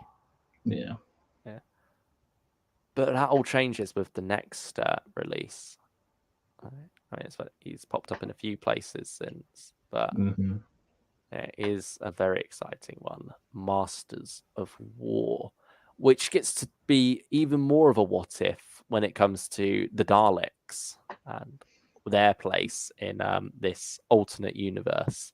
Because it's a universe where, you know, Daleks, Invasion Earth, Chase, Master Plan, Power and Evil have all happened. So the Doctor's not met Davros in this universe. And so they get to play with that a lot as the Doctor meets Davros for the first time in an alternate timeline. But they get to go even further than that with the Daleks. But it's just such an epic story. I mean, Eddie Robson. And we've got him back for Intelligence for War. So, you know, another reason to be excited about it. Both with war in their name. Yeah, so Another yeah, reason both good to be stories. hyped. Well, Yeah. one is a good story. We don't know about the other yet. Yeah. But yeah, I mean, there's just so much to love about this one. It feels quintessentially Doctor Who, despite being Unbound. There is something wonderfully quintessential about it. Really. You can imagine the Quarry like frontier and space with it. Or even Genesis of the Daleks. Yeah, and you can Davros getting his own little TV show. It's cool. Well, that's nice.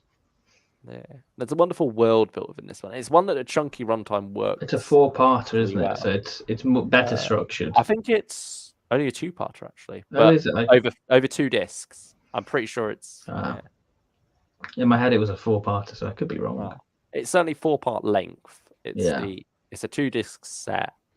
But yeah, I could have sworn each part's like over an hour. Let's do a live check. Yeah. Let's get our information right. Let's see who's going to win Let's this. Do a live check. You're loading up the app. I am. Here we go. Let's see. I've got to find it first. Where is it? There we go. Time Controller says, I'm still waiting for the 3rd box set of Charlotte Pollards. I mean, yeah, good thing that wasn't announced. Otherwise, that would be suffering the same limbo fate as not High Frontier, the Human Frontier. Starcop's going to. We've got a live download of it, so we want to see. You get. I don't know if I should check mine or not. Well, let's see. You've gone to the effort now. I've gone for the effort. I want to get to it first and undercut you. No. And this is where I'll be wrong. I'm like, the rivalry is flaring up at the moment. Right, we're at 100%. Let's go. Tracks. Okay. Let's see. Is it even divided? Oh, it is a 2-parter. You're right. There we go. Yeah, but certainly chunky 2-parter. And I'm pretty sure, are they over an hour each? Let's have a look. So, part 1 is 1 hour 2 minutes. Part 2 is 1 hour 19 minutes. Oh, bloody hell. I didn't think. Yeah, so 2 hours 20 minutes. You've got like a feature length movie runtime here, really. And it's $2.99. Download it. Yeah, definitely. Cracking value for money. Yeah. Yeah. I love it. It's a good one. I think it's my favorite of the ones I've listened to. Out of the 2 I've listened to. The Unbound. Well, actually, does Doctor of War count? Because it still beats that. Oh, yeah, that's true. By a long way. That's very far below. It's like my issues with sympathy for the devil are nothing in comparison to how I feel about Doctor of War. Mm-hmm. Yeah, I mean, he's done some Dark Shadows work as well. He was in Demos, which yeah. was nice. And this is where you get like the odd Terrifiers. parts. Yeah. I mean, he's on the cover there of Children of Seth. Remember him. And then Cuthbert's one, I remember. He's very good in that. That's one of his recurring roles. Mm. Done that in a few Fourth Doctor adventures. Like Putting on an 7. accent. I think one of the few times. Bago, being a Yorkshireman. And there we go. His first Jacob and Lightfoot as Luke Betterman. Become a regular. My namesake, yeah. I mean, I loved that first story, The Devil's Diceman, as well. And I loved the friendship he struck up with Lightfoot in that. So it was nice that he then got to continue appearing. And I imagine that was just one of those happy accidents. Yeah, it's like they made the character as a one-off, but he happened to be so well liked. Everyone loved working with David Warner, I imagine. I mean, I wonder if Lisa Bauman cast him for it. Probably. Because she was directing all of the Jacob Lightfoot, so wouldn't surprise me. But yeah, and then they just kept the character around. And I think, does he appear in every box set since? Certainly most of the Series 10. Series 13, so he's not in 12 and 11. Okay. Yeah. And does he? I think he turns up in Forever as well. Yeah, he's in Forever. Yeah. There he goes. And there's your King Lear. There's the old King Lear, yeah. Very good. Yeah. But yeah, Black Hole just did the narration, and then him and John Hurt in the Legion? Yeah, two giants of film history facing off against each other there. That's a nice little really good story. Yeah. And then Ghost Mission, that's all like a start of a tortured recurring role for him, as he's a member of the committee. Or I think he's just credited as OAP. But yeah, certainly that's I mean, I've sort of given the game away a bit there for those of you who picked up Ghost Mission. But yeah. It's been out long enough. Yeah, he's playing a non-recurring role there. And there's the end of Cuthbert. In Cash. I say the end as if that's a spoiler. I can't even remember whether he dies or not. No, he doesn't die. That's the final story he appears in. No. But here was his grand return as the Doctor, alongside Bernie Summerfield, and again Sam Kisgart back as the Master. Yeah, he's an actor who's not done too much, really, is he? I think he's only played the Master for a Big Finish a few times, and then that's all he's done. I can't. Yeah, he's got a familiar face. You know. I mean, some chap by the name of Mark Gatiss then took over the role from him in Masterful. Yeah, what a silly recast. That was a bad recast, you know. Yeah, here we have the Unbound universe. The first of the Bernie Summerfield Unbound Doctor saga, really, because at first we weren't sure if this was going to be a one-off or not. Like, just pop into the Unbound Doctor's dimension for a box set and then hop back the next.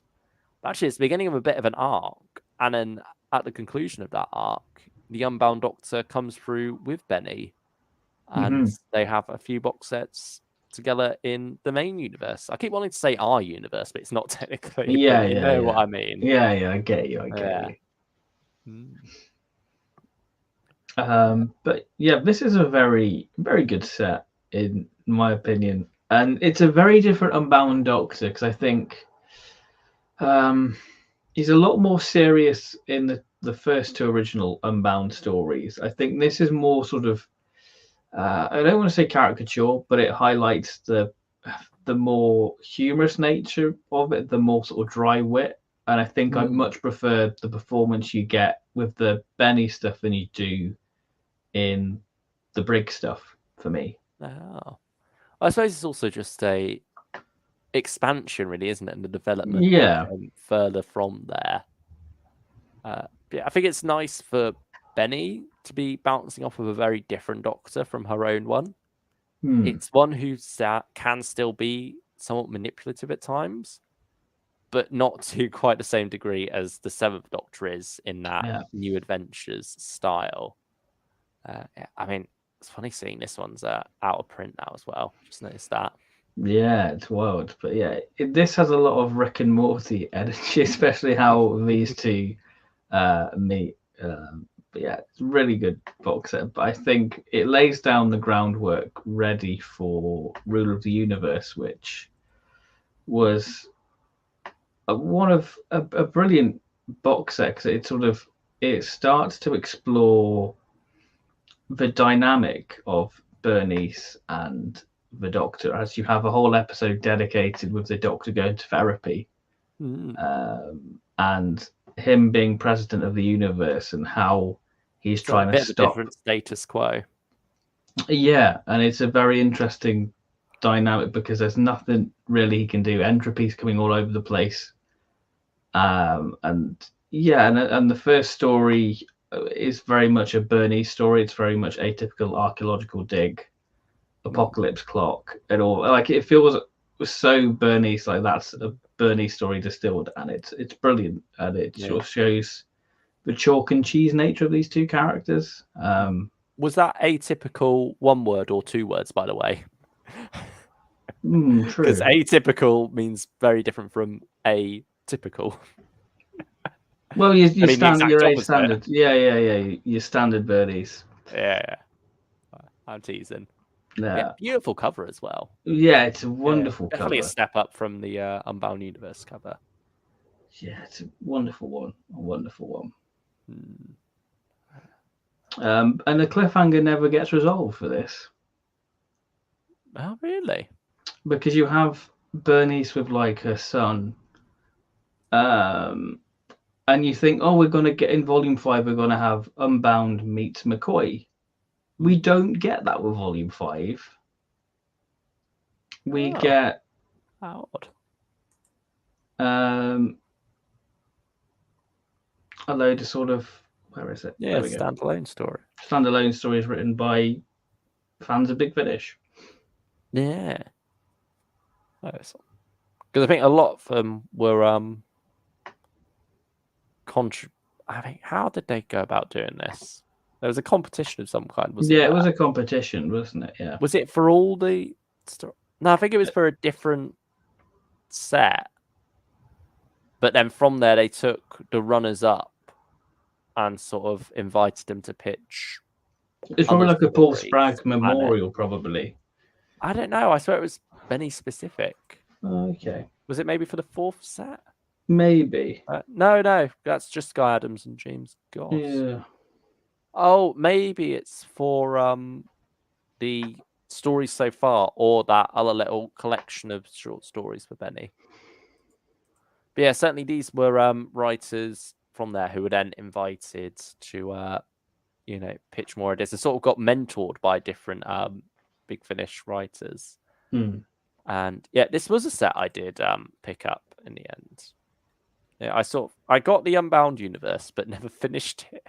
Yeah. I only did the first two stories, and just for whatever reason didn't quite carry on in the end. And so then didn't pick up Rulers of the Universe, despite your glowing praise of it. Yeah, but then good. Buried Memories, I did pick up, because I think there was another competition around this time as well.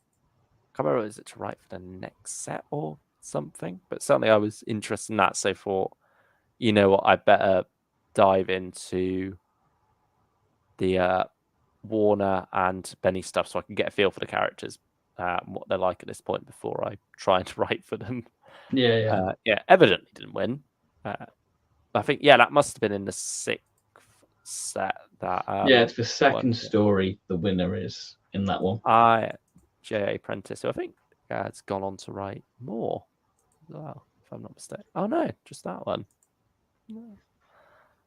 But yeah, certainly got the set for that reason, and did actually end up finishing it. I think I did about one story a year, which is a bit of a slow rate of listening to Big Finish, even by my standards sometimes. But yeah, I mean, how much of it did you get through? I think I got to the second story, Clear History. Yeah, because I think the first story I remember being quite strong. It's not always that, it's a bad set and so I've stopped listening to it. It's just, sometimes, cat with a ball of string, new bit of string comes along and you're fascinated by that. And after a while you think, well, I can get back to that anytime now. There's no rush to complete it. I'll just save it when I'm in the mood. And so usually it was, when there was a slow period from Big Finish and I didn't have anything to listen to, but was in the mood for it, I'd stick on this box set really. And so that's how that went. I mean, Burrowed Time was always one I was very excited for, with the concept of this underground train still traveling in a world that has been dead for ages. Mm-hmm. I think that was a fascinating concept and rather well done as well. I did quite enjoy that. Dead and Breakfast is another quite fun one. Nice pun there in the title as well. I think Clear History was probably my least favorite of the set from memory. Mm-hmm. I think that was sort of that was like your like of the box set. So maybe you'd like. No, that's like where I stopped listening to it. So yeah. But I don't know, it just sort of has that vibe for me of the story that if this box set was to be cut down to 3 episodes, that's the one you'd lose. Yeah, it's the padding out one. Usually set on a sort of broadly defined alien worlds, really. They don't always. You can tell after about 10 minutes that it's not clicked for you. That it's just not going to end up working. Yeah, and I think that was one of those ones. But yeah, Pride of the Lampion, quite an interesting idea there with where that one goes. But yeah. And then Lost in Translation sort of continues an arc of sorts, doesn't it? Also, like starts that one really. It feels like this is sort of the end of Benny and the Unbound, as we have sort of the Time Lords getting a whiff that there's a rogue element and the Unbound Doctor's that rogue element and he's got to be terminated and taken out of this universe.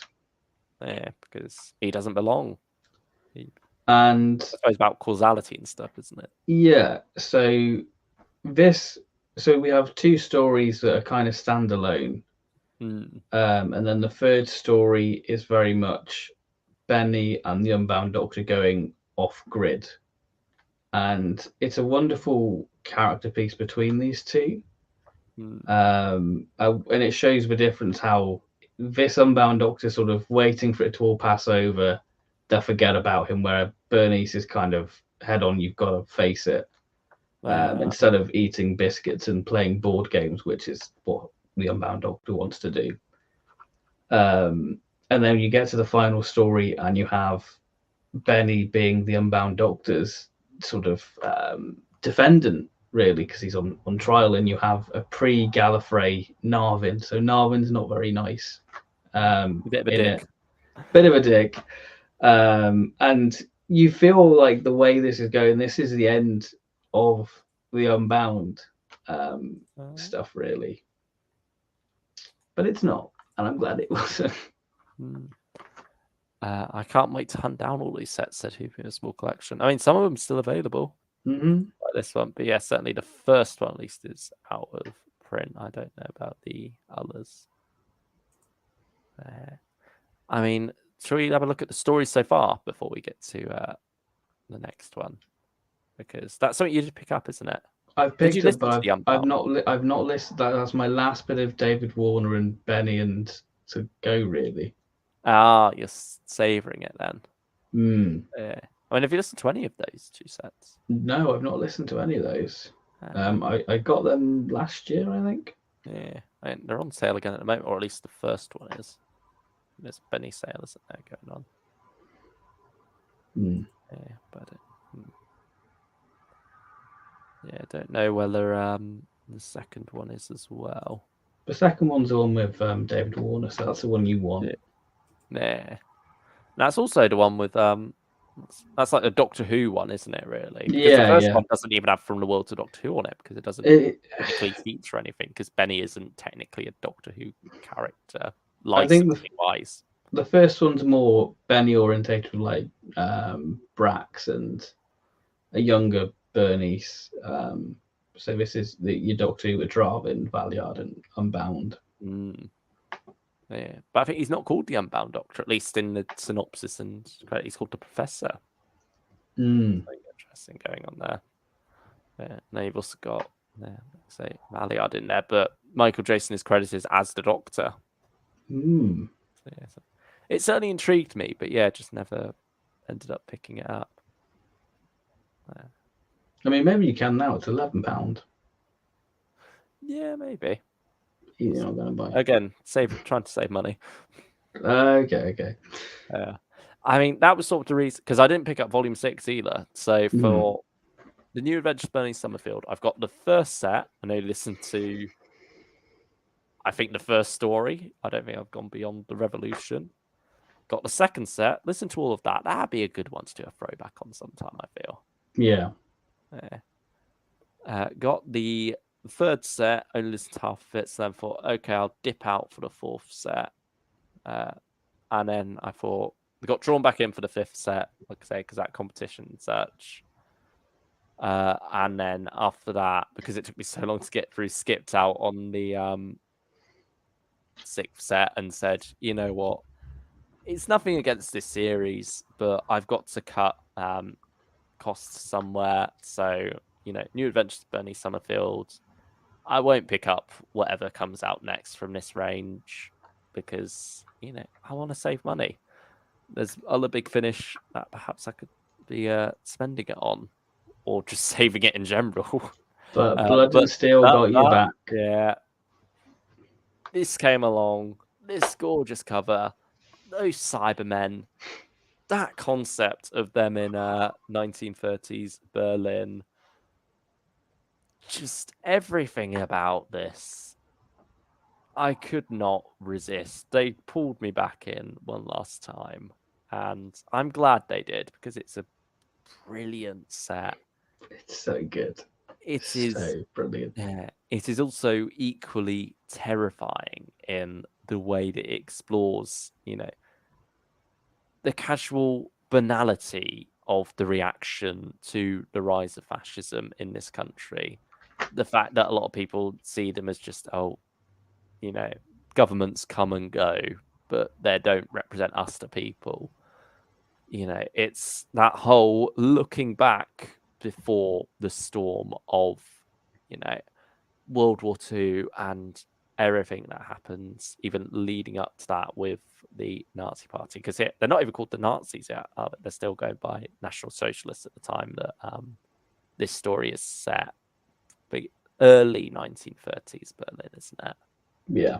It's about Berlin itself as this hub of diversity as well, and how the rest of Germany is always jealous of how fabulous it is, as the compare describes it, this non-binary character, and how ultimately scary it is that there are similarities in our modern world, really, particularly in America and Britain at the moment. I mean, just yesterday had that awful speech from Rishi Sunak, and certainly, trans rights are human rights.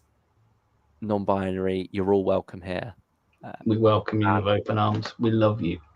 Yeah, but certainly having this box set show you what it was perhaps like at the time. Obviously, it's just fictional still, so it's not necessarily a documentary of it, but certainly the way it explores those concepts, the way it has swastikas out on the streets, Benny being repulsed by the sight of them, rightly so, but obviously to people going about their daily lives, they don't matter as much. There's no relevance to them yet. They don't have that same knowledge of what's to come, but also what's already happening and how terrifying that is. And yeah, certainly some of the similarities there with what is happening today is rather terrifying, I will say.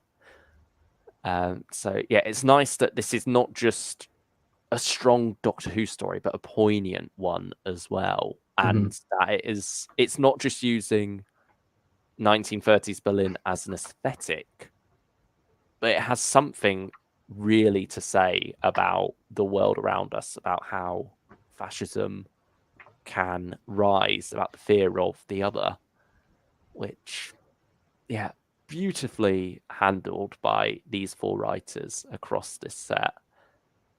And yeah, I think it's brilliant that we got such a strong set to really explore that in, and certainly the actors rise to it. There's some wonderful moments from David Warner in particular, especially in episode 4. Yeah, and episode 1 towards the end there. You have that wonderful line that's in the trailer where he's saying, "I'm going to hurt you because you hurt my friends." All brilliantly performed. And yeah, Lisa Bauman does a great job with Benny, who's going through a lot in this story. Like, I believe Sean Longmore explains that, you know, after her last encounter with Nazis, she's allowed to wield a gun on this cover for the first time in a long while. Yeah, and you've also got a wonderful costume for the Unbound Doctor there. He's got the question marks on his lapels. Yeah, and the wonderful red velvet there. Is that taken from Peter? That's Capaldi. Capaldi. And then also the tie-ins such edited on after the fact. But yeah. I think this box has got a great... It's an in-between of Torchwood and Doctor Who, but Benny's that weird grey area. Yeah, you go a bit more adult and darker because it's the 90s New Adventures. But it's not sort of in your face like Torchwood would do in like the first 2 series, because it doesn't know how to handle the more adult stuff. So I think this is it's putting the Cybermen in more of a horrific story, especially when you have the conversion elements within it and just the stuff in the cabaret. There's a genuine fear factor that Cybermen, what I think's been missing, and I think this story reminds you of why you should be scared of this. I think what's brilliant about them in this is that it's taken the same approach that Scourge of the Cybermen took, where they are scavengers. They are desperate for human bodies to convert so they can survive. And so, you know, them being not a full-on invasion force in this, particularly early on, but instead, you know, much more manipulative, lurking in the shadows, taking the creme de la creme of Berlin, and their explanation as to why they are here at this time and who they're taking to convert is rather wonderful, really. And you know, you'd think the Daleks are a more obvious fascist comparison to make, and certainly they were obviously deliberately inspired by Nazis. But the way it takes the idea of conformity through the Cybermen and how that then plays into obviously what the Nazis are all about is wonderful. Well, not wonderful, but wonderfully done in the story. And very poignant. You get a whole episode about someone who's been partially converted and the struggle of that wolf. It's, you know, an episode that you don't quite have to listen to understand the overall story. You can probably skip straight from 1 to 3. Yeah. And still get a good picture overall. Similar to the War Master, Master of Callus episode 3. How that one's almost like a bit of a sidestep. I think it works better in this box set though, because it really complements the themes very well. And also it works a bit better because it's earlier on in the box set. you've not built up momentum for 2 episodes to then suddenly have the wind taken out of your sails and then put back in for the finale. You're still the first episode sort of stands alone as well, but then it all comes back into play in parts 3 and 4. So, there's a good build throughout this box set as well. You don't go in necessarily expecting one long 8-part equivalent. Mm-hmm. Each episode very much does stand alone, but at the same time, it all interlocks together rather nicely and comes out as a beautiful whole. Blood and Steel. I'm very happy I picked this one up. Yeah. And I can't believe it's already over a year old. And it feels like a nice way to end the Benny and Unbound. Like it even though it wasn't really meant to be the last one, it feels like I'm satisfied that that's the box that we end it on. Yeah, it went out on a high note. And hopefully when it comes to future Benny stuff, they sort of handle it in a similar way to Sarah Jane Adventures, where it's like, they've gone off traveling together forever in a way. Yeah. But I don't think you have to write the War Doctor out, at least immediately. I think take this opportunity to go back with Benny for a while before we carry on her life, really, presumably post War Unbound Doctor. You don't necessarily, Well, obviously they could recast by having an off-screen regeneration, but I don't see the need. No. There was something special here between these two, being real-life partners as well as partners in the fictional TARDIS. I think really added a lot to this, and it's a good way to end, I feel, for Benny, or at least for a while now. I think it's nice to imagine they're off, hopefully having happier adventures than Blood and Steel. I mean, Benny is referenced in Time Lord Immemorial. Oh, is she? Yeah. Okay. We'll see how that plays out then. Like, it's not a spoiler. Okay.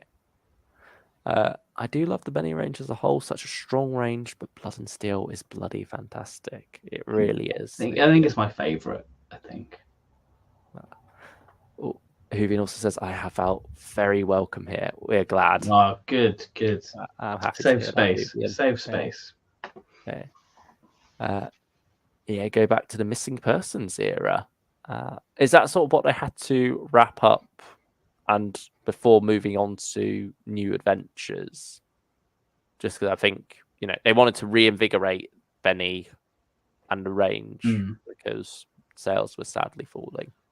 I don't know. I'll be honest. I've not really followed the Benny singular releases that much, so I don't really know the range all that well. I only know the new adventures stuff, really. So I don't know.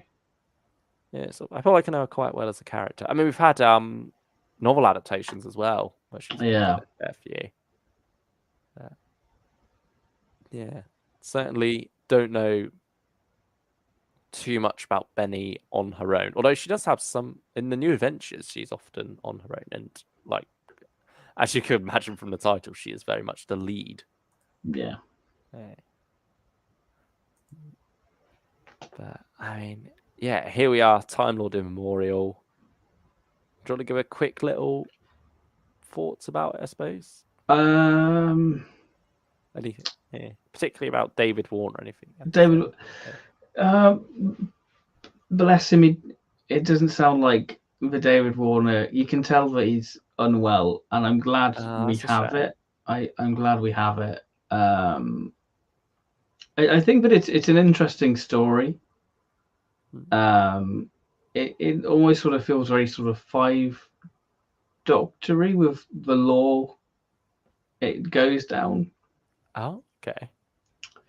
But the bits between Eccleston and Warner are great. And it's nice that we have Unbound and Live. And it's fine. It's fine. I think that I probably had more of an expectation for it.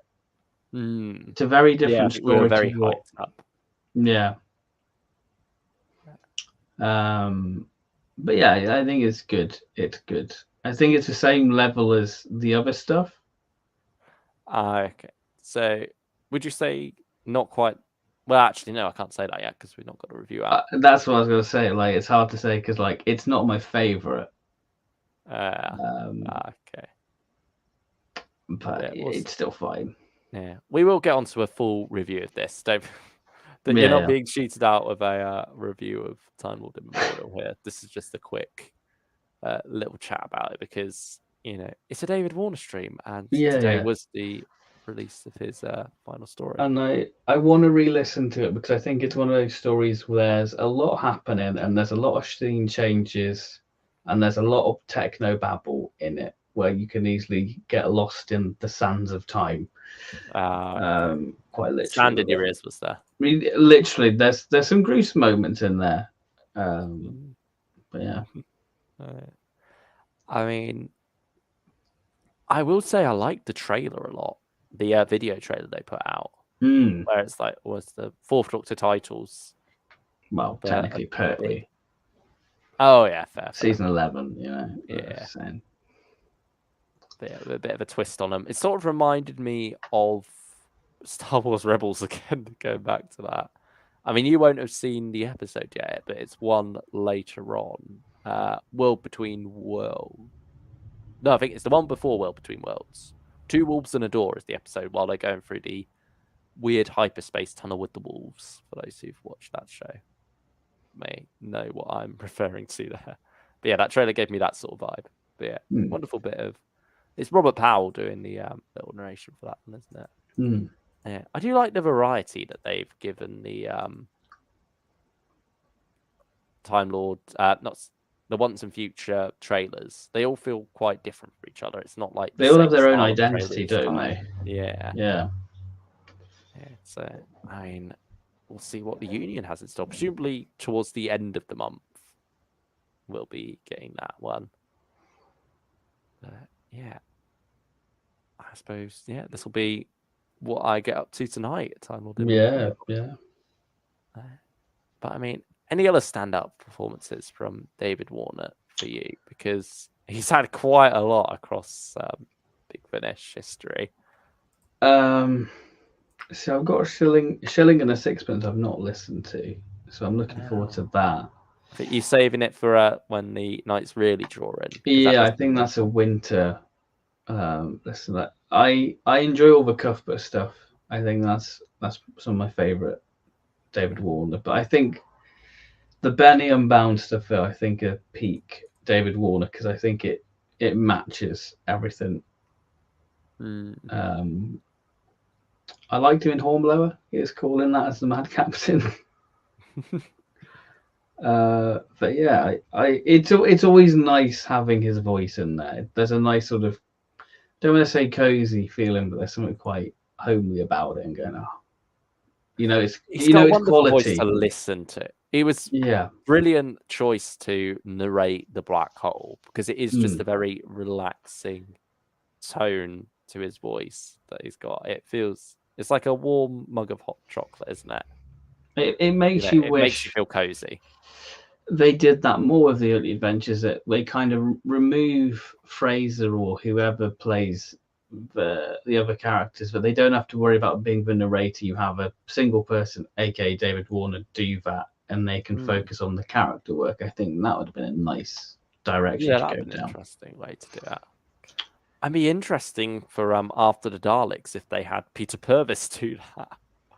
Also, so that you still sort of have their first Doctor within there in a way. But yeah, I think Annika Wills, though. I don't think you ever want to replace her as narrator. There's something about her voice that really does lend itself to that in the early adventures. I feel. I think of the early adventures, she's the best narrator they have. Like, she almost feels more like a narrator first and then actor second. Not a patch on her acting at all.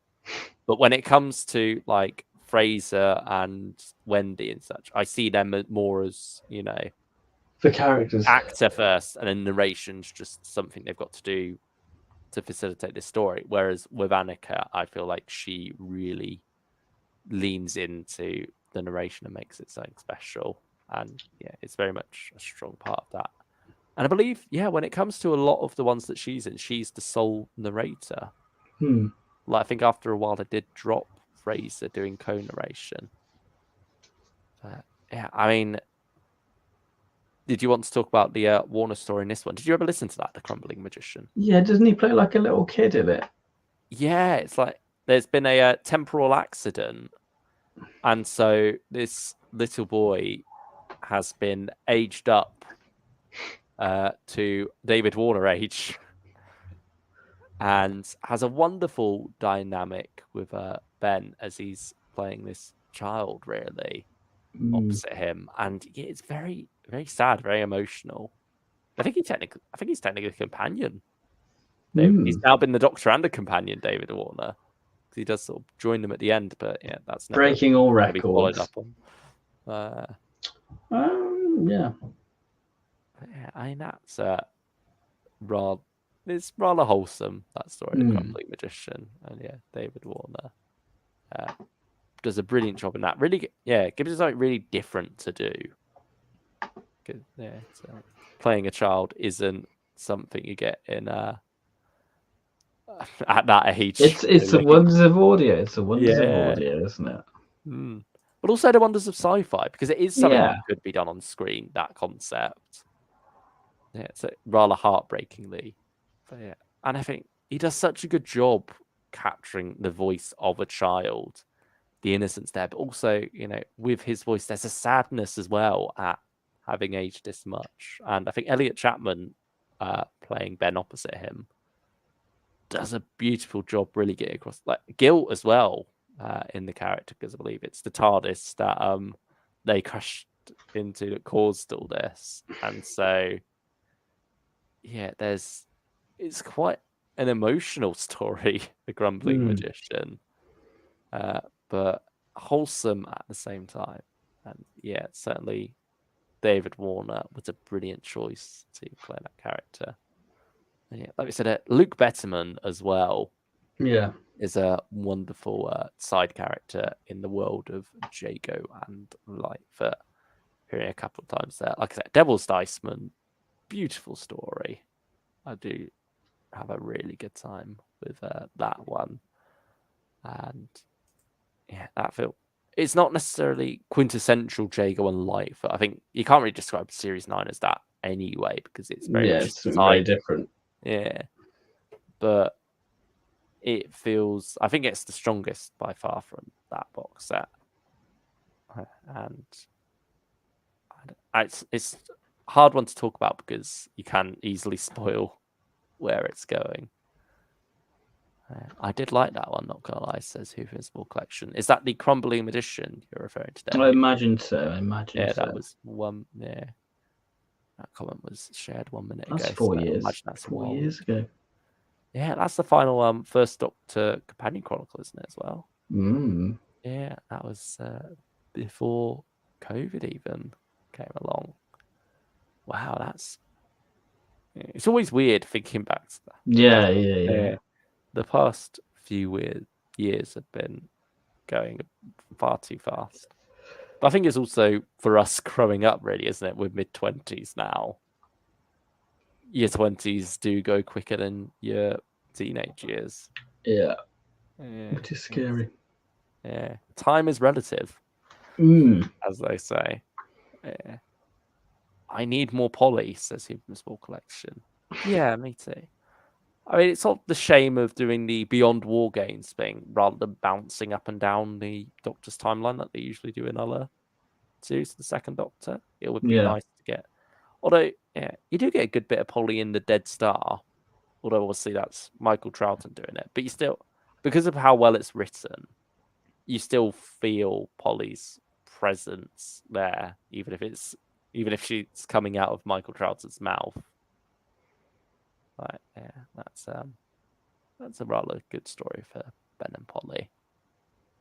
And I think Yeah, you need to get around to listen to that one, Ben. It's a good one, I especially do. now that the Knights are drawing in. Get some good 62 in you. I know. I mean, Box of Terrors is coming out, so I think that would be a good little precursor for. Yeah, get yourself back into the audiobook headspace. Oh yeah, that's blooming nearly a year old now. The Death Star. That's a terrifying thing to think about. It's gonna be time to tier list all the big finish for this year. Yeah, where has the year gone? Already into October.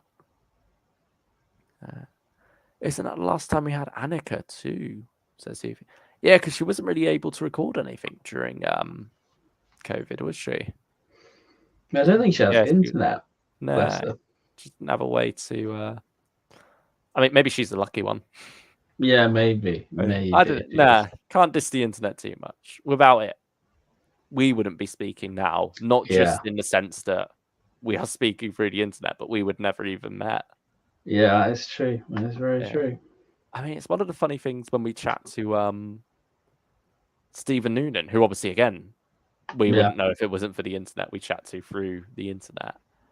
But about how, when he was growing up as a Doctor Who fan, there was much more of a focus on, I suppose, local fandom, really, meeting up with the local Doctor Who Appreciation Society and such. Whereas for us now, for our generation, when you meet fans, you're not necessarily stuck with whoever you find locally. I mean, like, well, there's another Doctor Who fan in range. I'll have to talk to them now. It's like you could go beyond that. You can find people you really are compatible with when it comes to talking about Doctor Who. And I mean, that's what we've been lucky enough to do. But, it's sort of wild how the internet has transformed so many parts of our lives, including how we view fandom, really, how we make friends within fandoms. And there's always drama, Yeah, it's whether you choose to be a part of it. But I think we mostly try to steer clear of that. Yes, there's no point. At the end of the day, it's a TV show. Like this, it's not that deep.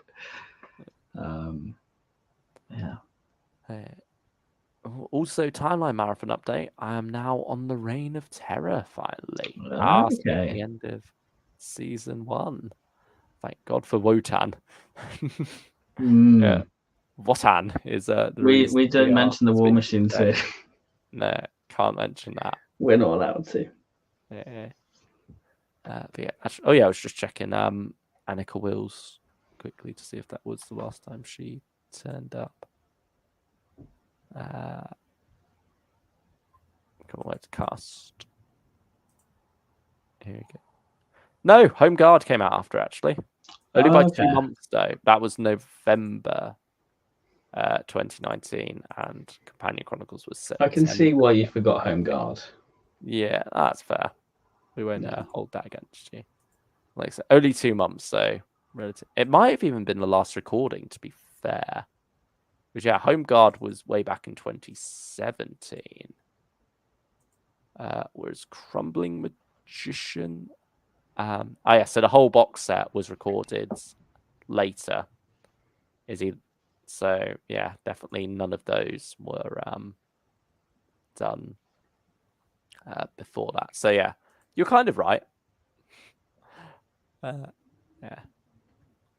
What about the other actors here? So, yeah, Caroline Ford, pretty sure it was after the Daleks, we said. Yeah, there we go. Season War was done back in like 2018 or something like that. Yeah, a lot of it was quite early. Like with William Russell, his final performance. Well, not actually. Power of the Doctor now is his final performance as Ian. Yeah. What about Maureen? Maureen O'Brien. Oh, Into the Stars, of course. But yeah, last one as Vicky was Daybreak from Companion Chronicles Volume 3. And Peter Purvis. It's got to be Det Sen, isn't it? Yeah, Det Sen. He used to be quite regular in the short trips. They've sort of shopped him. Yeah, haven't had many short First Doctor short trips for a while. And obviously, First Doctor Adventures for now has been sticking with good old Dodo, played by Lauren Cornelius. We'll see where that goes. Yeah, we will indeed. Yeah, not gonna lie, watching Sense Rights then listening to Transit to Venus does feel a little whiplashy. I thought Transit to Venus was later. I didn't realize that, Susan. And I thought that was one between. Oh no, am I thinking of the Revisionists? Is that there's one that's just First Doctor, Ian, and Barbara, like set between Invasion Earth and the Rescue. Yeah. I don't know. Yeah, Transit to Venus. Oh, whatever. So that's while the Doctor's in a hump with Ian and Barbara then, while he's threatening to throw them out the TARDIS at the end of that story. The Revenants. It's the Revenants. Not the Revisionists. There was a story called the Revisionists, though, isn't there? I feel they must. Really, everything's a Doctor Who story title at this point. Yeah, at this point, yeah. Yeah, they have to repeat them sometimes. Yeah. Dodo is thriving, bless her. She is, and she is doing very well. Yeah, they're given a resurgence thanks to Lauren Cornelius and some clear vision in the writing of the character rather than whatever they were doing back in the 60s with the character.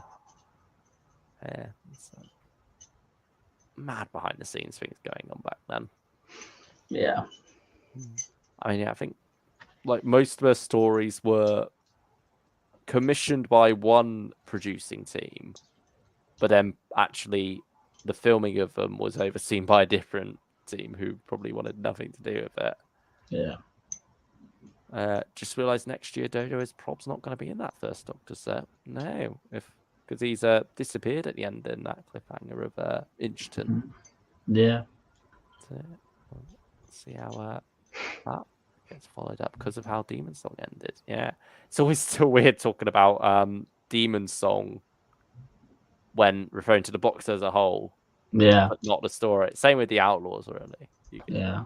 It's easy to confuse. I feel like we're a bit more used to it with Demon Song. Yeah. Yeah, certainly the Outlaws, a lot of the time it was confusing talking about that. But yeah, I mean, hopefully get news about what's next for the First Doctor soon, because that's January now. Like, it's close. It's coming. 3 months away. Yeah, we're just waiting on 7th Doctor news this year. It'd be nice to get a cover for that. I'm looking forward to seeing what they do for that. And some details as well.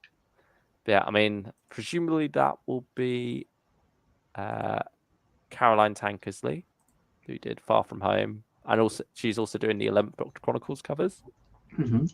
Yeah, so she seems to be the go-to for the 7th Doctor. But at this point, I half expect him to come out with a Sean Longmore cover because he's just doing them all.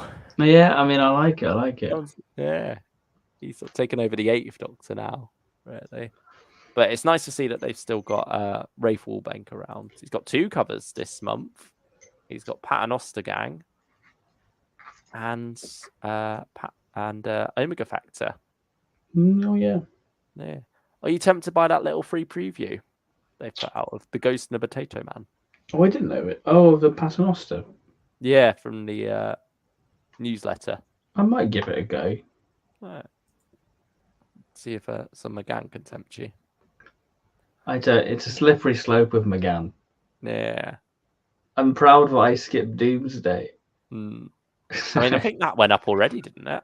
Yeah, that's gone up in price already. Yeah, and they've hung around. They hang around with that. Yeah. Oh, limited to 3,000 copies. I never noticed that. What, Paternoster? No, Dying Hours. Doomsday. Jeez. Yeah, I swear That's that was new. No. Yeah. That's new. Sure. That's weird. Yeah, I don't know how quickly they'll get through those, especially now that they've upped the price already. I'd be curious to know how many people have actually got it, in all seriousness, like, just to see the quantity. Yeah. I suppose there's got to be a fair few people picking it up just for the completionist sake of getting all of Doomsday. Yeah. Especially because that's a bit manageable. I mean, that didn't end, did it? No, it was no, meant it's to still. end of September. Still waiting for a conclusion. Well, not us personally. But you were about to say Omega Factor, weren't you, about the free Yeah. preview? Is that one still tempting you purely down to Tim Foley. yeah, horror Yeah. story by Tim Foley? I know the feeling. Yeah. Maybe I'll get that one today.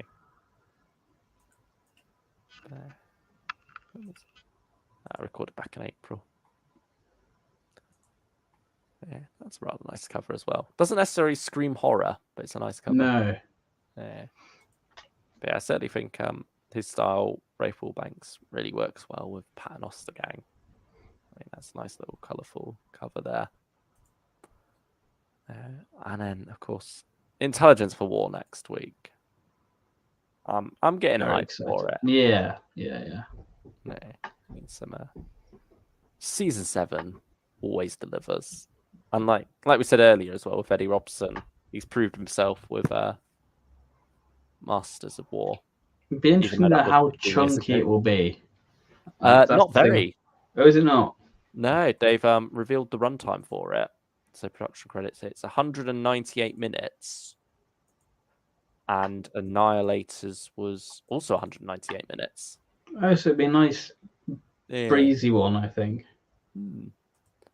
But where comparing that to Return of Joe Jones, that was 2 hours and 23 minutes. So an extra 25 on there, despite being one less part. And Kaleidoscope, 209 minutes. So yeah, it's funny how, 7-parter doesn't necessarily mean really long story. Like you do get 6-parters that are a lot longer. And again, 2-parters that feel so much more of a slog when it comes to Return of Joe Jones. So there's something nice about those shorter parts, though, isn't there? Yeah. Digestible, I suppose. The bite-sizeness of it. It makes you fly through it quicker, and that's what makes it enjoyable. Yeah, because you'll be like, oh, I can get like 3 20-minute parts.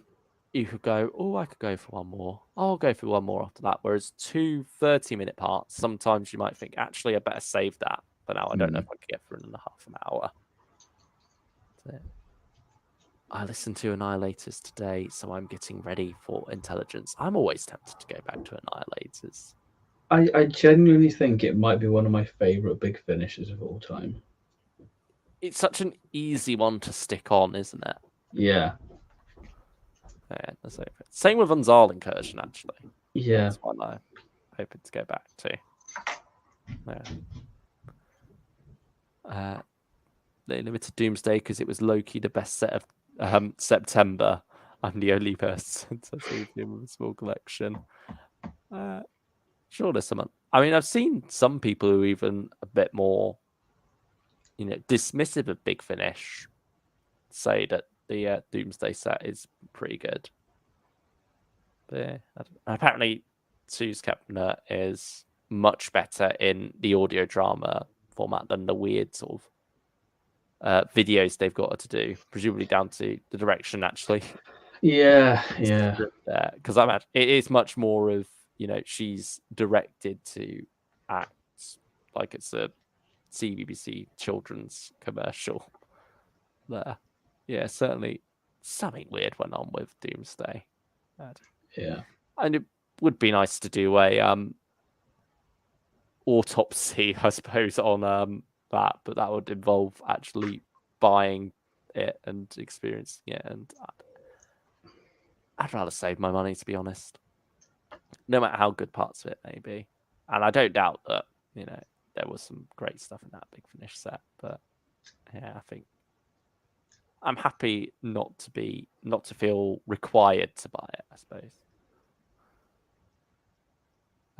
I'm allowed to listen to Big Finish at work, so I'm doing some ARC listens there. Did some Season 6B stuff and did Annihilators where it's meant to be for Second and Jamie. Oh, so did you stop between... the Green Man, listen to the Annihilators, then carried on?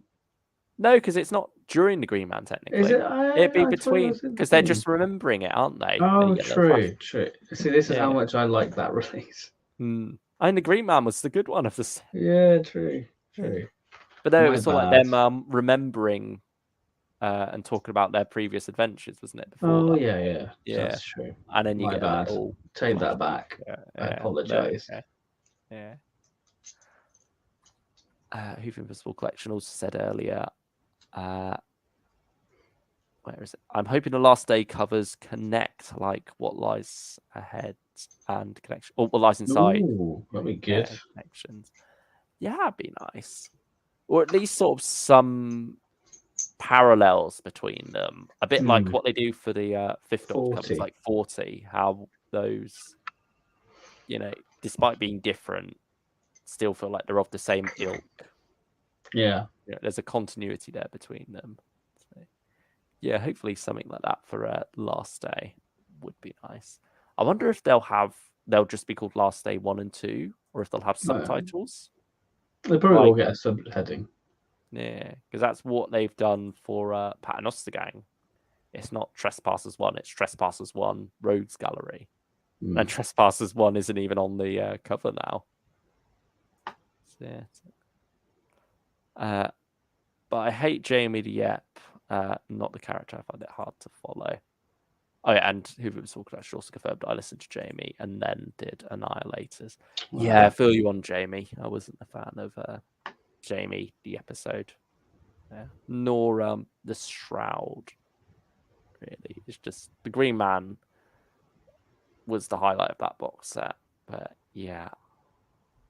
Fingers crossed for improvements in the future. I mean, we've had it confirmed that Nick Briggs is writing another one for the Second Doctor adventures. I don't know whether that'll be the next set or one further down the line. And also writing a First Doctor adventure as well at some point. So that was confirmed on the Big Finish podcast. That's probably why he's not doing Human Frontier anytime soon. Yeah. The Green Man is what I'm excited for. It's worth the excitement. Yeah, it's a good one. The Last Day Dawns, The Last Day Dusks would be fun titles. I can see something like that.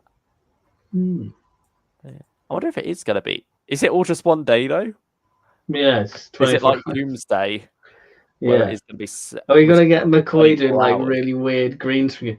It's my last day. Yeah. Gotta get the master. It's funny how the effort just seemed to drop even further on with those as well. Yeah. When it feels like it was getting the end of the recording days. It's like, right, let's get this one done quick and move on to the next one. Got 24 of these to do. Come on. Oh dear. Yeah, I just want to know what the Last Day is gonna look like. Like, is it gonna be single hour-long stories? Is it gonna be like 40, where we get 4-parter, 2-parter, and then 6-parter to end it? Yeah, I'm curious. Because I mean, it's something that was teased so long ago now. Well, since the start of the relaunch, Yeah. Which, I mean, in the grand scheme of things, with some Big Finish teasers, isn't that long ago, to be fair to them. Yeah. Like, we've waited longer for payoffs. Like Margaret. Yeah. Like how that all first started off in Ravenous 3 before we finally got that. But I suppose this as well was sort of teased way back in...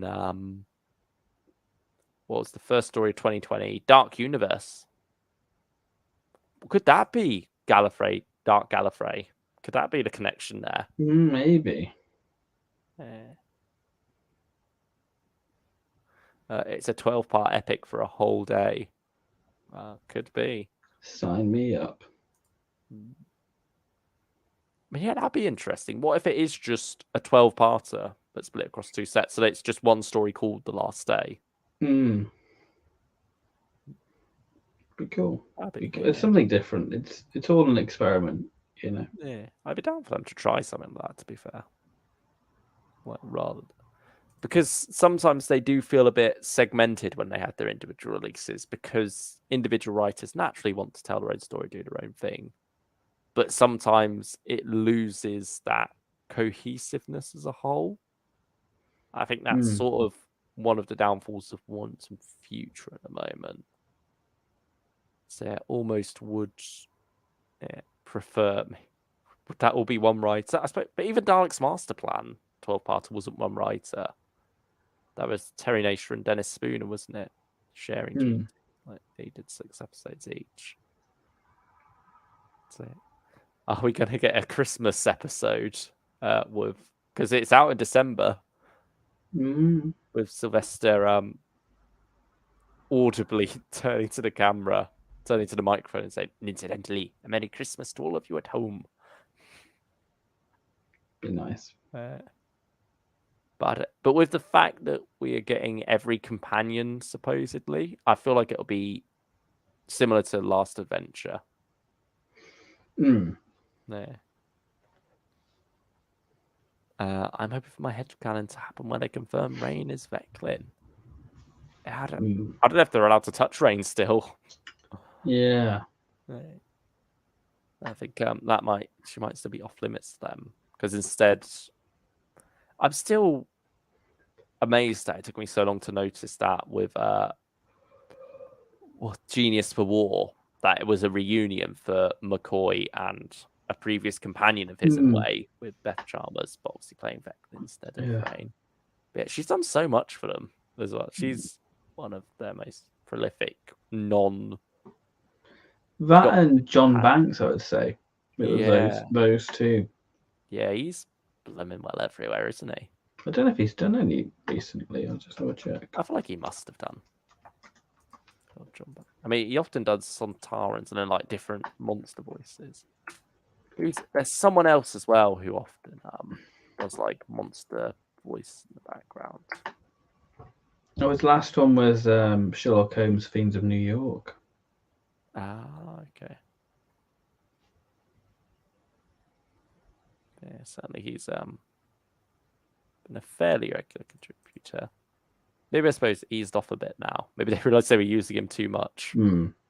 But not that you can get too much. Mark Elstrom, I think, is the current one like that, isn't he? Especially in Third Doctor Adventures, he's often there. And then you've got Jane Slaver and Christopher Naylor. They're another two.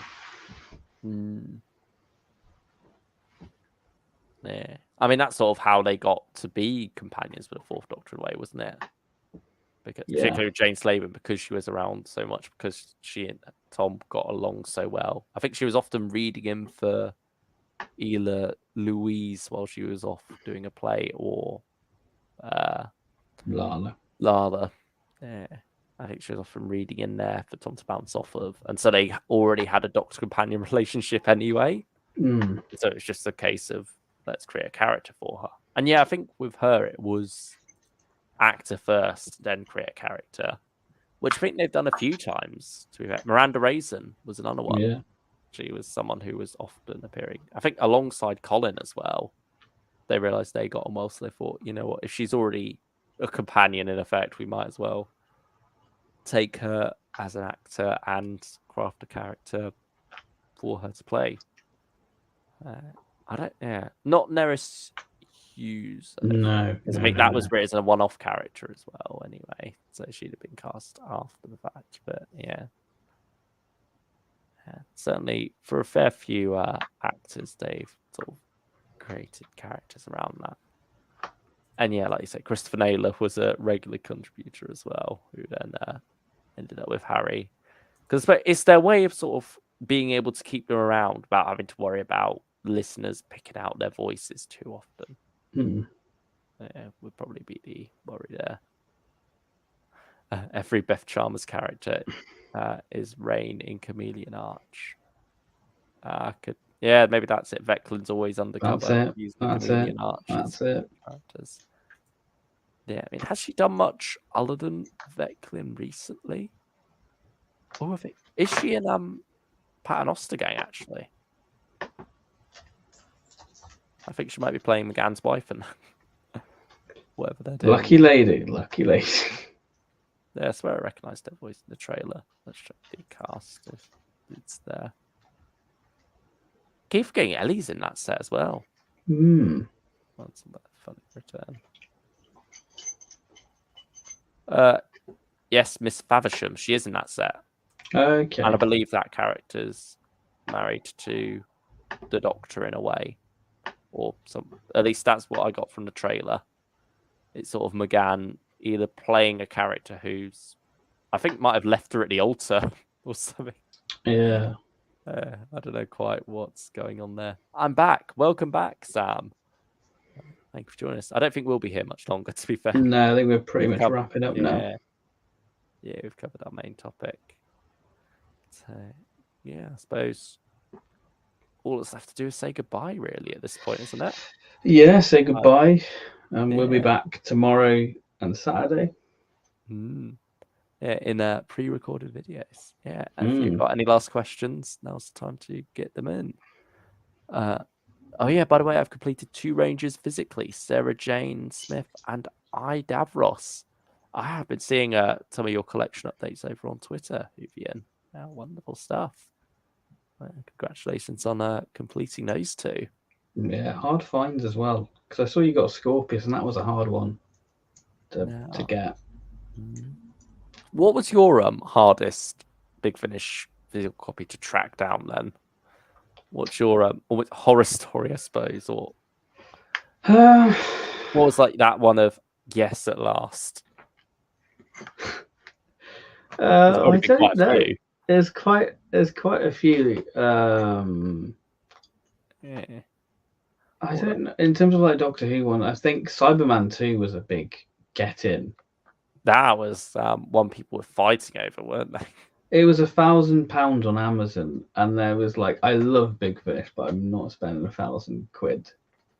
And it's funny how when they did the collection of that, it was back at a time when they still did a physical copy, even though it was in that funny case.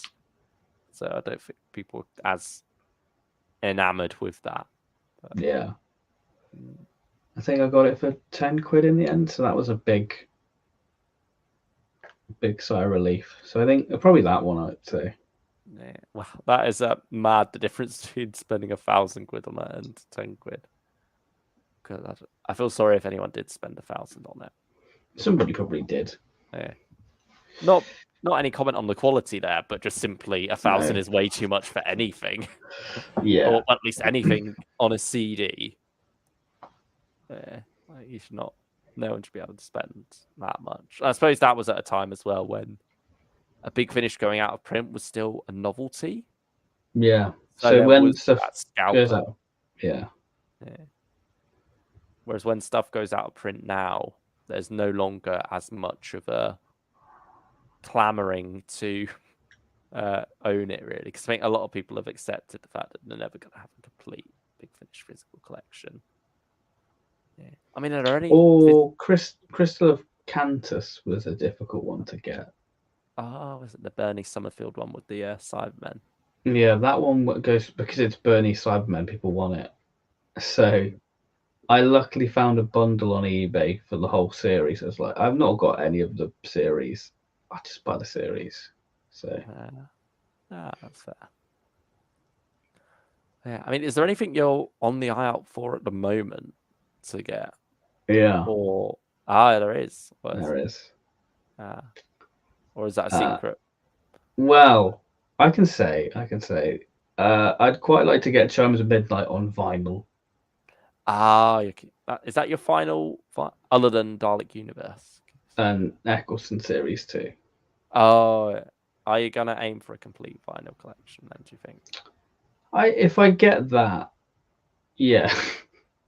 Yeah, I suppose that's like the one hard to get piece, isn't it? So it's like, yellows, you're fairly secure. I mean, every time Dalek Universe is on sale, you're like, oh, I kind of want it. It's that thing where I realize I've got stuff coming up in the month where I'm like, oh, I kind of need to save that money for this thing. Yeah. And I just thought, well, October was meant to be a quiet month because I'm not doing anything, but obviously I'm doing stuff now, so it's not ideal. Yeah. plans change pretty quickly, don't they? Yeah, because I was sort of thinking, well, I've paid off my payment for a Sonic. So I was like, right, October's free, but I'm like, shit, anniversary. And then November's become even more expensive because it's Series 1 to 4, Underwater Menace, and they're doing Wurzel Gummidge Down Under restored on Blu-ray. So I'm like, really? damn, there's another 50 quid. Yeah, so you factor in all your Doctor Who stuff, and then you remember, oh shit, there's other stuff I like as well. Yeah. Out there.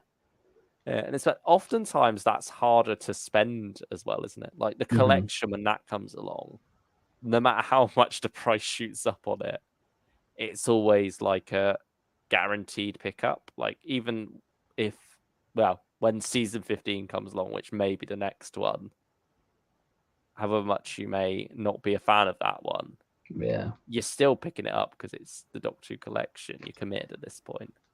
Yeah, we're over halfway through now. Yeah.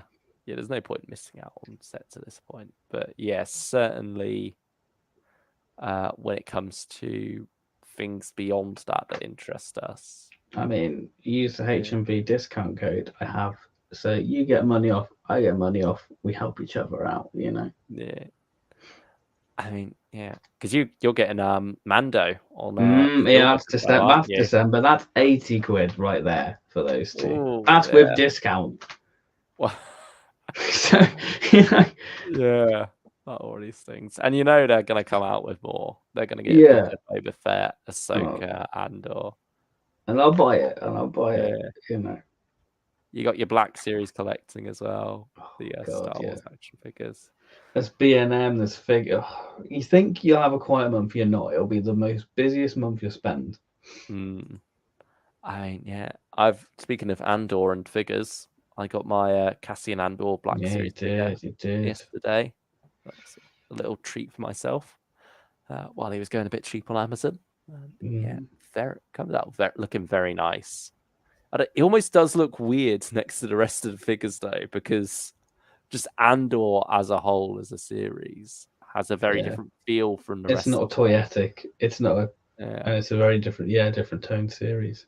Yeah, it's so real, so believable. The world they craft there. Yeah, not to wank off Andor again too much, but it's brilliant.